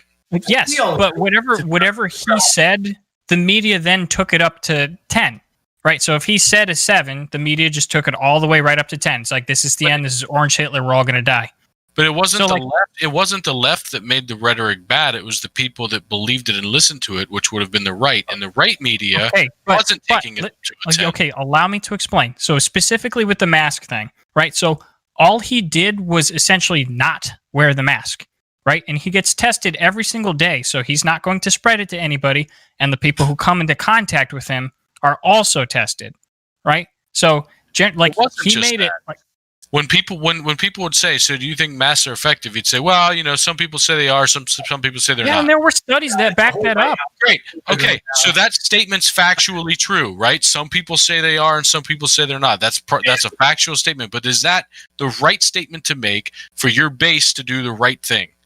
I think I just want to say, like, Ethan, go ahead. We're definitely in agreement, and I want to give you a ton of like on-air respect for saying like just outright, like, yeah, the way Trump has been acting about the election is really bad. I get the translating and this in all the other dynamics of policy favorite, right? Because you're conservative, so of course you're going to be more likely to support Trump's policies than I ever would be, right? But I just really appreciate you acknowledging Trump's right now. I do want to just say this one last thing. Trump's whole White House is COVID right now, guys. Like, I know. They're not only are they not wearing their masks, they're like licking each other. They're doing some weird stuff up there. Like, they Ben Carson just got it. Like, Ben Carson's not gonna. I'm praying for Ben Carson. Let's discuss this real quick. So let's talk about framing, right? The way that it was framed and then the way that it could have been framed, right? So it could have very easily have been this is the same set of facts. Trump is walking around without a mask. He's talking about maybe the efficacy of masks. There have been a couple studies that talked about it's not as effective as you think, this, that, and the other thing. And he was never when he was asked, he was never completely anti-mask. And then especially later on, he was like, yeah, I wear a mask. I don't have a problem with it. He's never anti. Hold on. Let me finish. Always neutral. Okay. Later on, he was not neutral. Later on, he was pro-mask. Okay. So I'm acknowledging that he was at the very best neutral early on. The issue is that you have the same set of facts, and what could have been done with let's say a media that gave him the benefit of the doubt versus a media that just absolutely hated his guts from day one. Media hating his guts from day one says, look at this guy. He's an absolute shit model for everybody. All the fucking dumb Trumpers are going to run around without masks, and then everybody's going to fucking die, and they killed my grandpa, and he's responsible for literally 220,000 people dying. That's narrative number one, because you hate his guts. Narrative number two could have been, yeah, Trump's kind of right. I mean, the country cannot not open, right? We have to open. Trump's being brave by setting an example. Like, he's being brave by going out there every day. We need to be brave and go back open the economy. Otherwise, this country's literally going to end. No, I don't think there's two different narratives. They both have about the same amount of truth in there, and it's all about what you choose to portray. Those are totally different narratives. If Trump would have come out with a mask on, dripping hand sanitizer down his body constantly all day long, right, and said, hey, we just need to be brave and get out there, that's a different story, right? You're saying, hey, he's not wearing a mask and being brave and saying, let's just all go out and get sick and just fuck it. The economy needs it. But that's not what he said, was it? No, but you're taking two. I'm doing the same thing you did, but in an exaggerated state, and taking two things that don't actually connect. But you're not. So, like, you're just saying the first thing I said. Like, I understand. We were talking about the mask only. So I'm not talking about opening I'm talking about narrative. The economy, right? Like, that's a separate topic. Purely just on the mask is what I was talking about. Okay, but I mean, you're just isolating that to like mute my point, and that's no. I think it's a separate point. The economy part's a separate point, and I would argue with you, and generally on your side, that there's a very strong argument to be made that shutting down the economy has a worse result at the end of the day when you take into account everything than not. Right, the reason I'm saying this is, hold on. The reason I'm saying this is shutting down the economy doesn't mean that you can't wear a mask, right? They're not mutually exclusive. So you can't make the point you just made. He can come out with a mask on, wash his hand in front of everybody with sanitizer. Why would he wear a mask when he doesn't have to? Because he's trying to show everybody else that it's something that should be done, right? Just like he has all the medical care in the world, and he's going to be able to be taken care of. Tim, I understand what you're saying, but just imagine that the New York Times liked him. What would they have said about it? They would have had a fucking 15-page essay about why he didn't need to do it because he gets tested constantly. And Fox would have had a 15-page essay saying that he was a piece of shit for not wearing one. Say what? And I said, and Fox then would have had a 15-page essay about why he was a piece of shit for not wearing one. Yeah, the one cable news network. Congratulations. The largest. Yeah, it's because it's interesting that the biggest media company in the country accuses mainstream media, the big media, of being corrupt when they are the biggest. Yeah, but not by total share. I mean, okay, so now we're talking about total share of conservative media versus, right? So Fox News is one channel. They're the biggest, but there's like 15 others that are not them. Yeah, they get almost the entire Republican base. The older Republican base. All right, so we're way off track here, but so we have a little time left. We should probably work on switching topics to, well, I mean, we probably don't even need more than 5 minutes on the. Yeah, probably. I just wanted to say one thing, and then we can go over to that. So I wanted to issue a correction. Last podcast, we got into a nice fiery conversation about whether Trump wanted to halt voting, and it turns out that he did. We just looked up the wrong quote. So he did want to halt counting because his poll watchers were not being allowed in there. So you were both correct. We just did not look up the correct quote.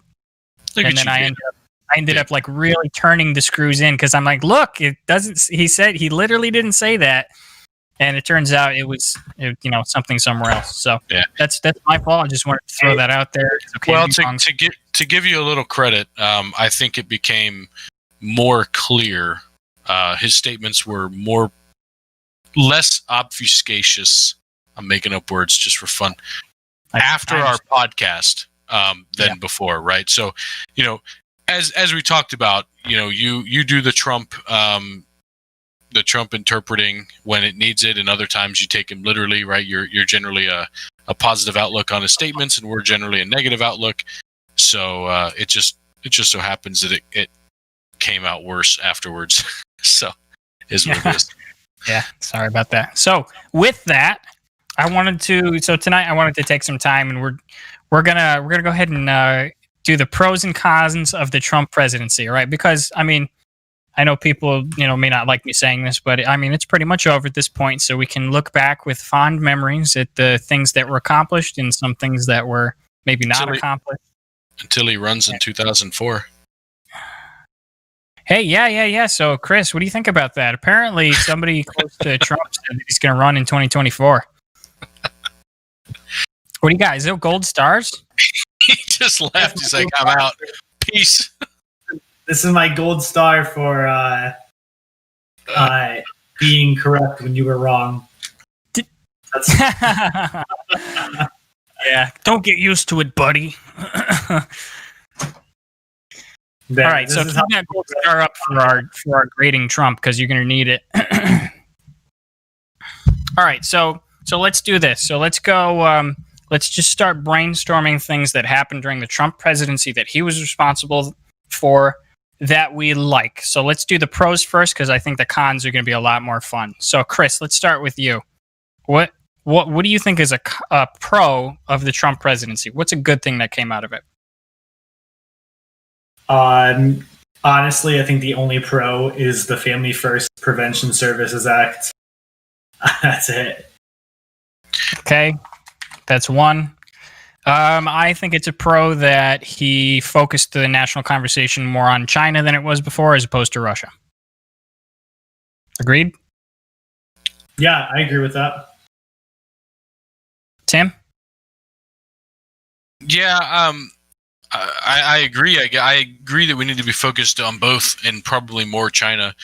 But I think there's a discussion to be had about what things were Trump-driven and what weren't. And I don't know if that one was or wasn't. But I think it's important similar to what I said about the Family First thing, which is if things were going to happen anyway, just because he was sitting in the chair doesn't mean that he should be given responsibility. That was 100% him. I'm gonna give Obama credit for the things that happened under him, and like the same way. Like I'm not really gonna split those hairs. I'm just recovering that base, and I don't know enough about all of that to say yes or no. But if he was the driver of it and wholly him, then 100%, yeah, I'm glad that happened. Okay, but so what do you think? What's a pro for you? Anything?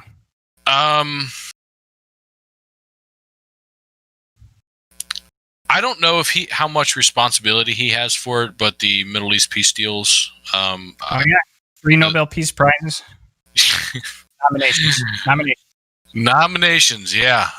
So again, how much he's responsible for it, or even Jared Kushner's responsible for it, I don't know. But if they played a major part in it, because I didn't read into it, I don't know enough about it. I'm not saying that he wasn't. I'm just saying I don't know. I hear they did, but I'm biased. So yeah, if they did play a big part in it, that's great. That's a very volatile area, and we need to try and calm it down. Well, we don't actually need to be involved, but they need to calm it down. Calm it down. All right, Chris, what about you? Another one? I guess I'm in favor. I don't know if this is actually in favor of Trump's rhetoric regarding trying to purchase prescription drugs out of country from Canada. Yeah, just the rhetoric. We're not quite clear on whether that happened or not, or whether it's going to happen. But yeah, that's definitely a positive thing that he at least tried to do or thought about doing or something like that. I don't know.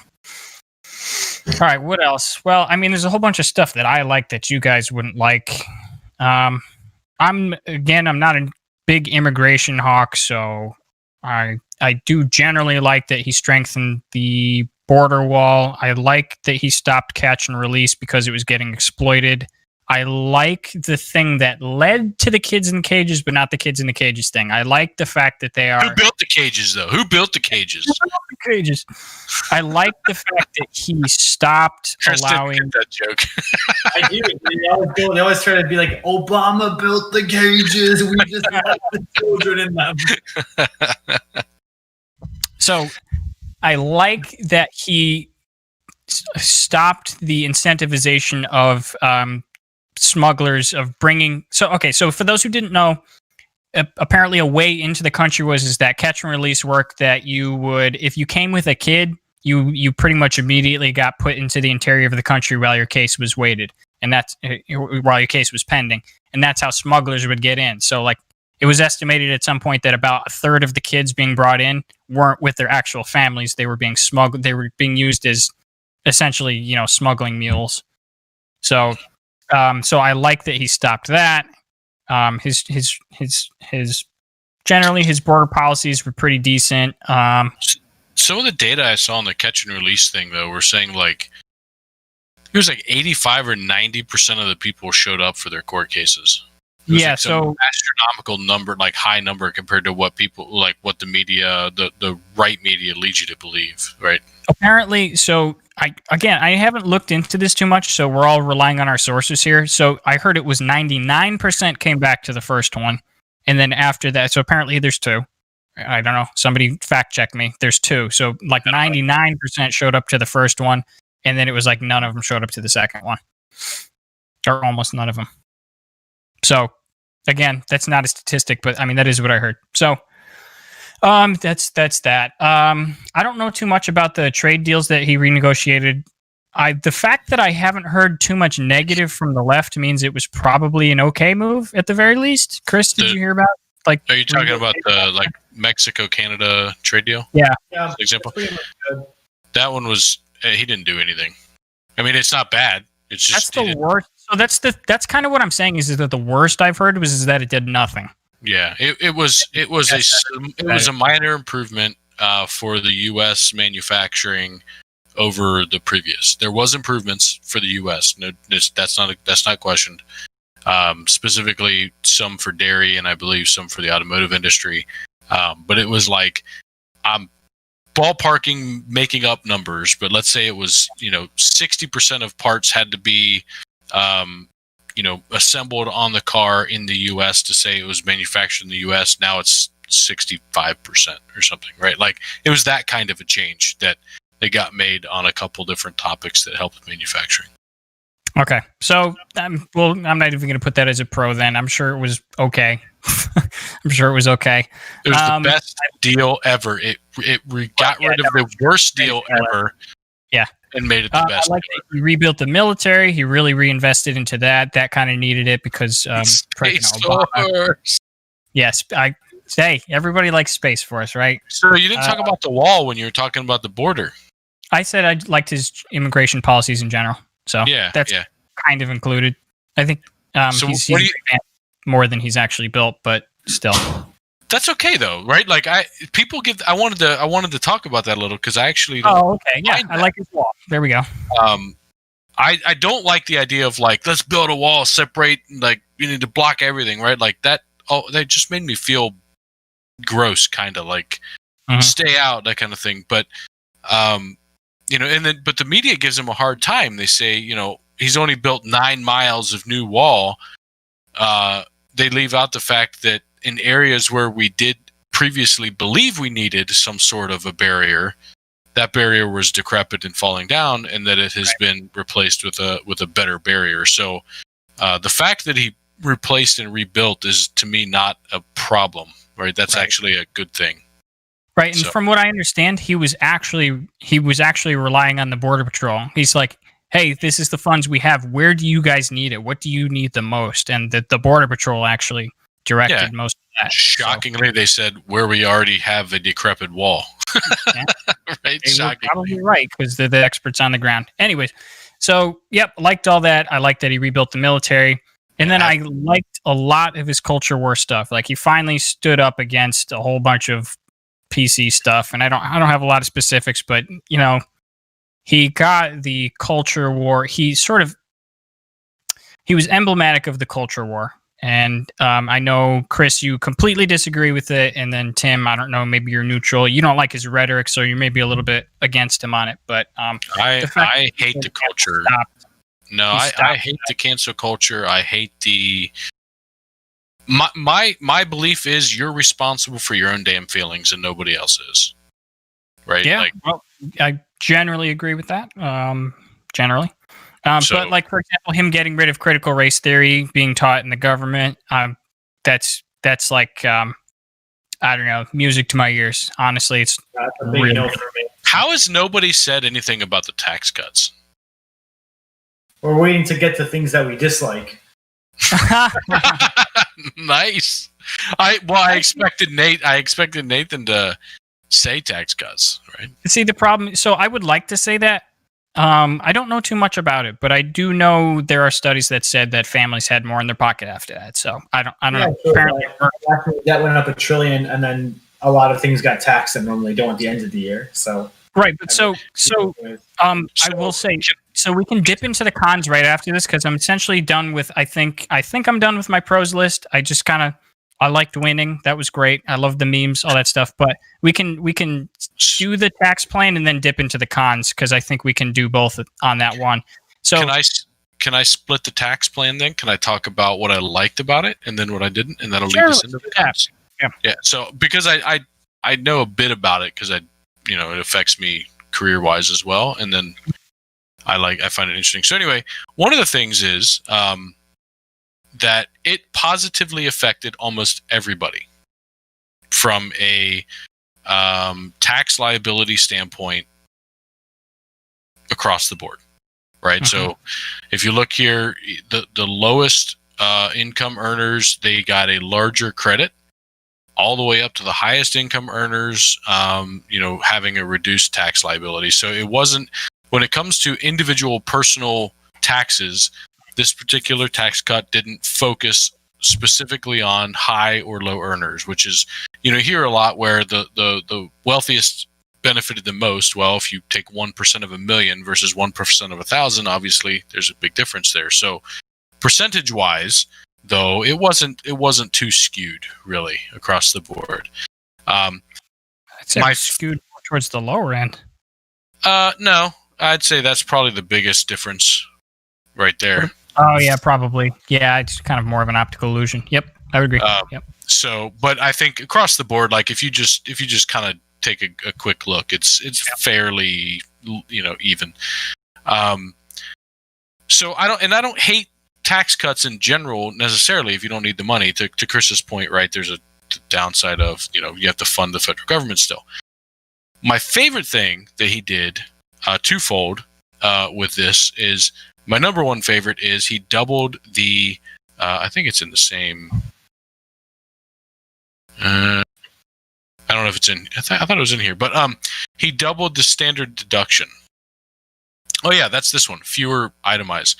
So taxes are so complicated, right? You can itemize, home mortgage insurance and student loan insurance and healthcare expenses if they're in excess of a certain percentage of your income, and X and Y and Z and Z and 2 times 4 and whatever, right? Like, so by doubling the base, it just made taxes simple, and you can see that people in general itemized way less after the tax cuts. So the blue is who itemized before, depending on your income, and then the green is after, right? So that's amazing to me. It makes filing easier. It cuts costs in the IRS because they don't have to go through all this crap. So I really like that, and I hope that sticks around. Yeah, me too. And then he doubled the child care credit, which I thought was good as well. And so as far as the tax cuts, those were my biggest two things I really liked was itemization reduction and increase in child care tax credit. Oh yeah, let me just say one more thing, and then we can talk about the fact that he increased spending instead of lowering it, so effectively raised taxes. But I just loved his economy in general. I know it's a huge point of contention as to like how much the president is responsible for the economy, and maybe it was the tax cuts, maybe it was the reducing the regulation. But I like the fact that he was reducing regulation across the board. He did do the tax cuts. The economy was booming. It was the lowest unemployment rate ever for African Americans. I think any ethnic group. I mean, it's just the lowest unemployment rate ever. Yeah, I mean that's pretty amazing.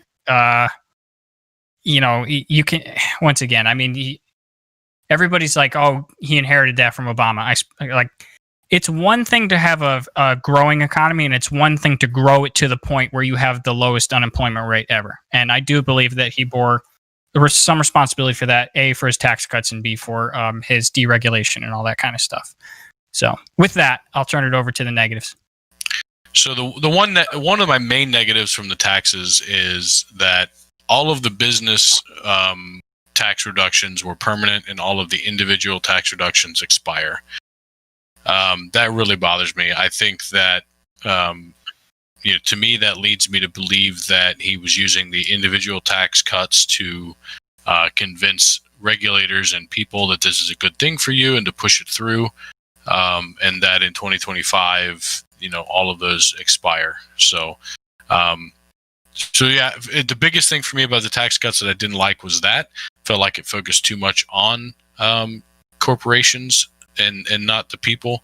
But I don't believe in trickle-down economics. I believe in trickle-up economics more. So there's a difference in opinion on that, and so it makes more sense for someone that believes in trickle-down to do what he did. So, yeah. But that's probably my biggest downside on the tax cuts. You guys have any comments on those? No. Yeah. Yeah, I mean, I just think that I think the tax cut was a really irresponsible decision, not because I like to pay taxes, but it was accompanied by increased spending, like Nathan said, but also more than that, the tax cut in and of itself raised our federal debt. And that's something that I personally am against doing. I realize many people on the left actually think are relatively impartial to our national debt, under the guise of, kind of the Reaganism almost, like we're the United States, doesn't matter what our debt is. But the reality is it does matter, very much so.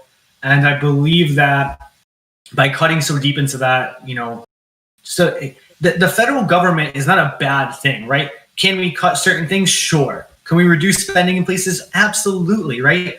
But government holds a lot of important things. The government actually does a lot of. It's not just paying people to sit in offices. My whole organization is funded by the government, right? Like the government does a lot of economic surplus in the sense of like, all right, here's discretionary grants that we'll give to Oklahoma that normally would never have this money. Here's a discretionary grant to Connecticut, or whatnot, right? So the federal government does a lot of really powerful, important things. And when you cut spending, you're not going to feel it in a year. You will start feeling things in 5-6 years if they're not, in the reality when you cut taxes. When you reduce when you cut taxes and effectively reduce federal government, or you raise debt and keep the federal government operating as is.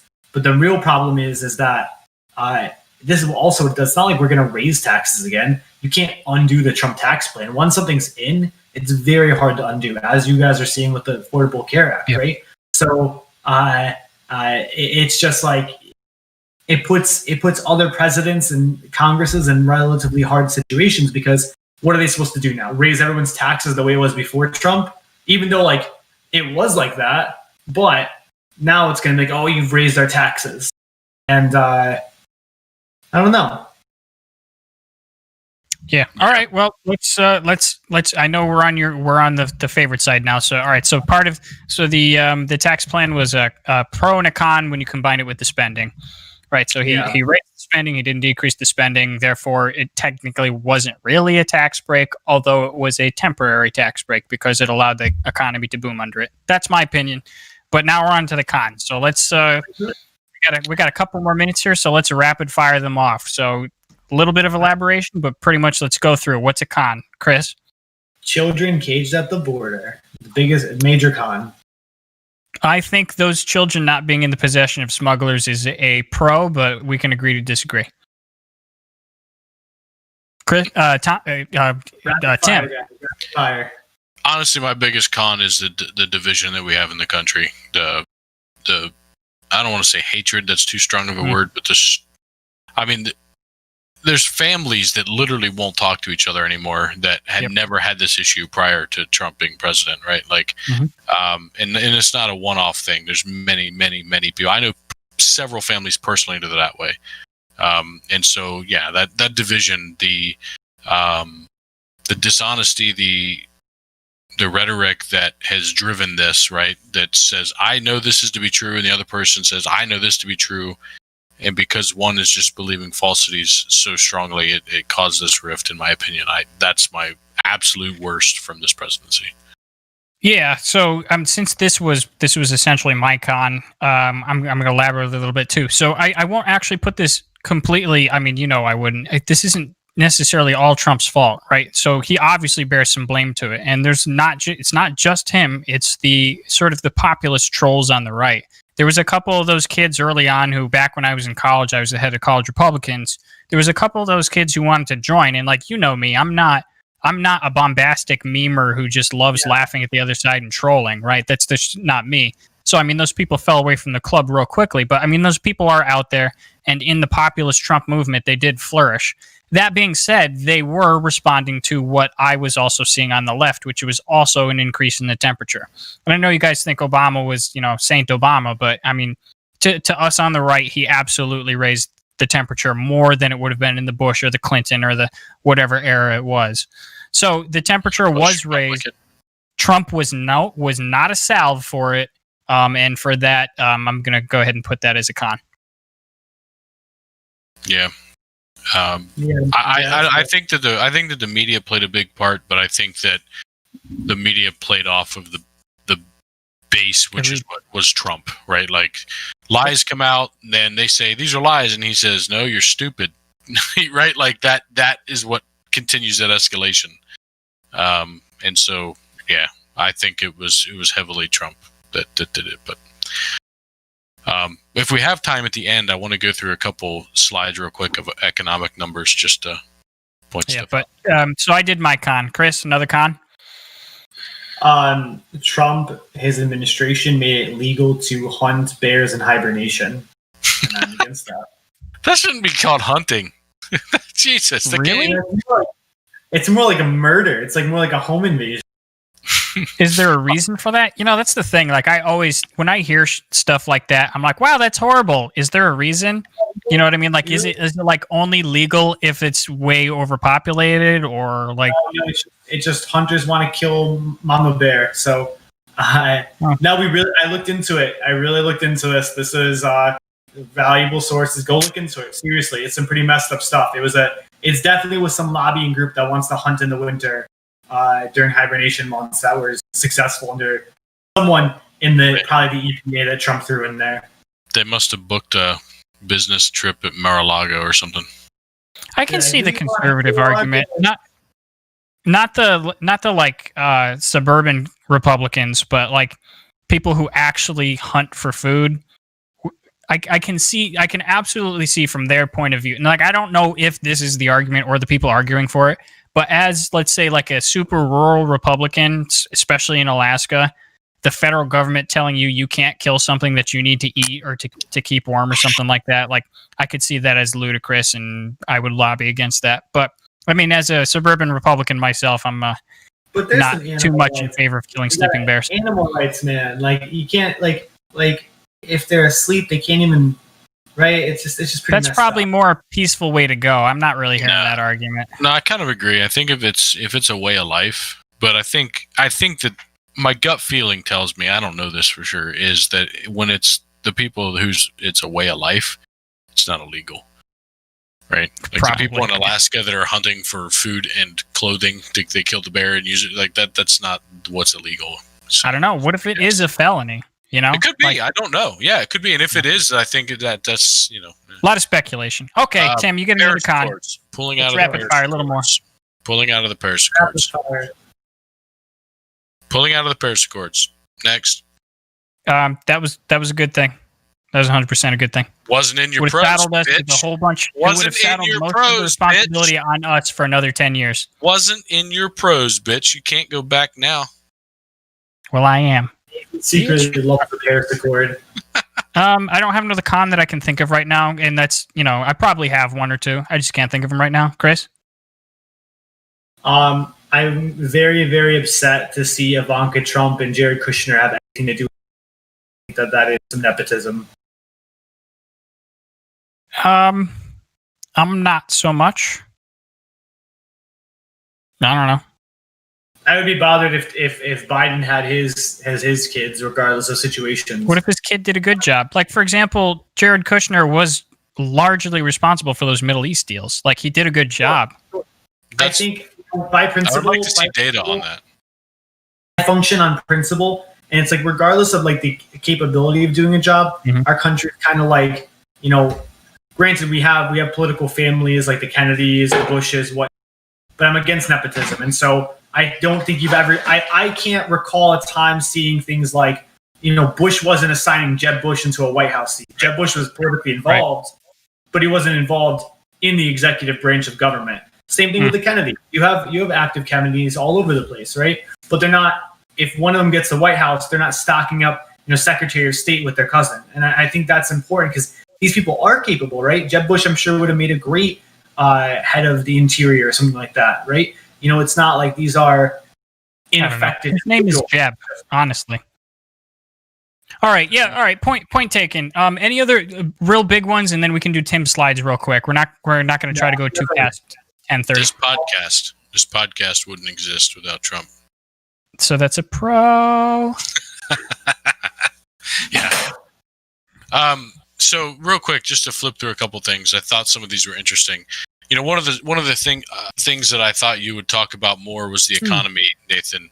I did. I mentioned it later. You mentioned it, and I think if we'd have had more time for this particular topic, we'd have got into it deeper. But one of the things people tout the most for Trump is that Trump's economy and the market and all of that under Trump and all of these things he did, and I think the tax cuts definitely helped the economy continue to move forward. But I don't think that he did anything amazing or crazy, and so I had a couple slides that kind of, at least in my opinion, the data shows that he did a good enough job. But we don't have much time, so let me push back on this particular slide. This is not so good, right? So the issue is you have to specifically, what he accomplished was getting the unemployment at a historic low. So this graph won't show that. Right. So what this shows, there's a few. I have a bunch of different slides. This one in particular just shows the job creation by month after being in office, right? And so if you look at his slope right here, it's not bad, right? It's above a lot of the others. And, so Clinton had the absolute most job creation in all of his term compared to anybody. But, and if you look at Obama right here, you can see that slope for most of it after the drop is about the same as Trump, right? And so job creation, the slope of job creation has remained about the same. And your argument, I think, is that as you approach zero, right, it makes sense that slope should start to peter off because it's harder so it's harder to grow when you're closer to zero. Right. And I don't know if that's true because job growth isn't related to population.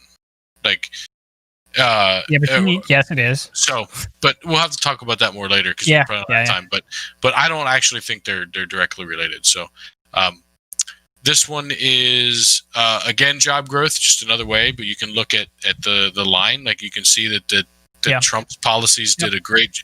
Like you would imagine if to see it drop and then come up, or you see nothing, right? It's just straight line. Right. So, yep. This is I heard someone talking about how before the coronavirus, the least amount of money was on the sidelines in the market, and under Obama, the most money was on the markets because they didn't trust his economy. Well, this shows you how much money is on the sidelines in the market, in money market accounts, during different years. And you can see that during the Obama administration and then in the Trump administration. Scroll down a little bit. We can't see the key. Where's the key on that? Oh, it is. It's at the top up here. So money market mutual fund assets per year. So this is how much cash basically is in the market. So during the 2008 drop, it makes sense. And then after that, it's pretty flat. And as you go into the Trump administration, it's pretty flat. And then as you get into the coronavirus, obviously it kicks up, and it makes sense that this isn't Trump's fault, right? It's coronavirus. But the point is, he didn't do some magic in the market that made everybody so happy that they pulled all the money out and invested in the companies, right? You didn't see that happen. It's pretty much the same. This is, get out of here, you. Wage and salary growth over the last 20 years or so. Trump's in this area here. It doesn't look amazing to me compared to anything else. It looks very much flat. I'm not saying he did a bad job.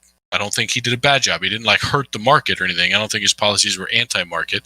I just don't think that he's deserves the love and attention for all of the activity happening. GDP growth rate year over year, right? Again, pretty steady. You have these downticks. You have these downticks and things that happen because of look, I get it. The major contention is that it's a lot harder to grow when you're coming up on 3%, when there's no people to slot into the jobs that you're creating anymore. I mean, so here's the unemployment rate. He has the highest unemployment rate in the last 20 years, right? Obviously, you don't want to hold somebody accountable for this, but the media does, right? They would easily go back and say Obama had the highest rate in the last 20 years prior if this wasn't there, right? Depending on which side you were on. The point I like to look at is this, right? And you do see it start to asymptote off a little bit, and that's going to happen because you're not going to get the zero. But at the same time, look at when he took presidency. Imagine if look at that. Imagine if coronavirus didn't happen. Look at that curve. He was about to swing right into 2.5 territory.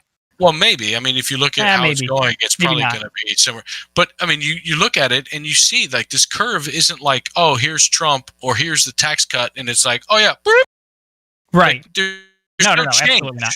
Right. And so, in my opinion, policies and economy and all that, and I'm not saying he hurt. I think his stuff helped, but I don't think they were the result.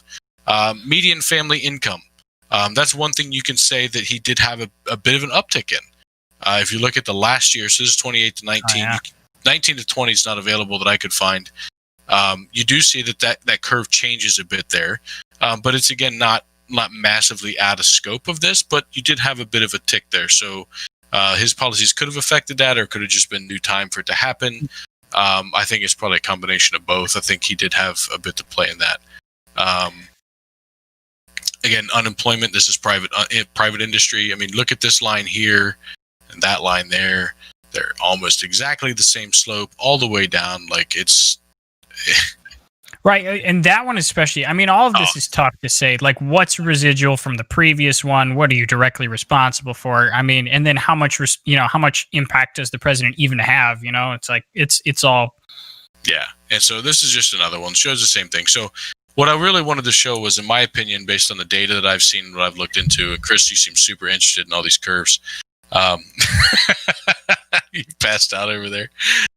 Sorry, I'm a data dude. I love this stuff, man. I could look at this stuff all day long. Is that his policies were helpful? I definitely think they were. I think he could have made policies that would have hurt the economy, and he didn't. But I don't think that his policies were the savior of or the cause of all of the benefits and things that we've seen over the last 4 years either. He helped, but he wasn't purely responsible. Well, I think, too, we got to be conscious that I'm a big believer that you cannot see the ramifications of one presidency's economic plans until after the presidency has been wrapped up. I agree with that to some extent, too. Yeah, some extent. I think regulation cutting helps right away. What? I would say regulation cutting helps right away. Yeah, we didn't see that in the graphs I just showed. Well, that's because we disagree about how hard it is to grow the economy right near to 3% unemployment. I guess it's just magical that he put all those policies in place at the exact moment he needed to keep the curve consistent. Listen, this is my religion, and in the United States of America, you can't tell me what to believe. All right. With that, I think we're going to call for tonight. Sorry for keeping you late. We seem to keep doing that. That's just what we do around here because we love it. It's not our fault. It's YouTube's fault.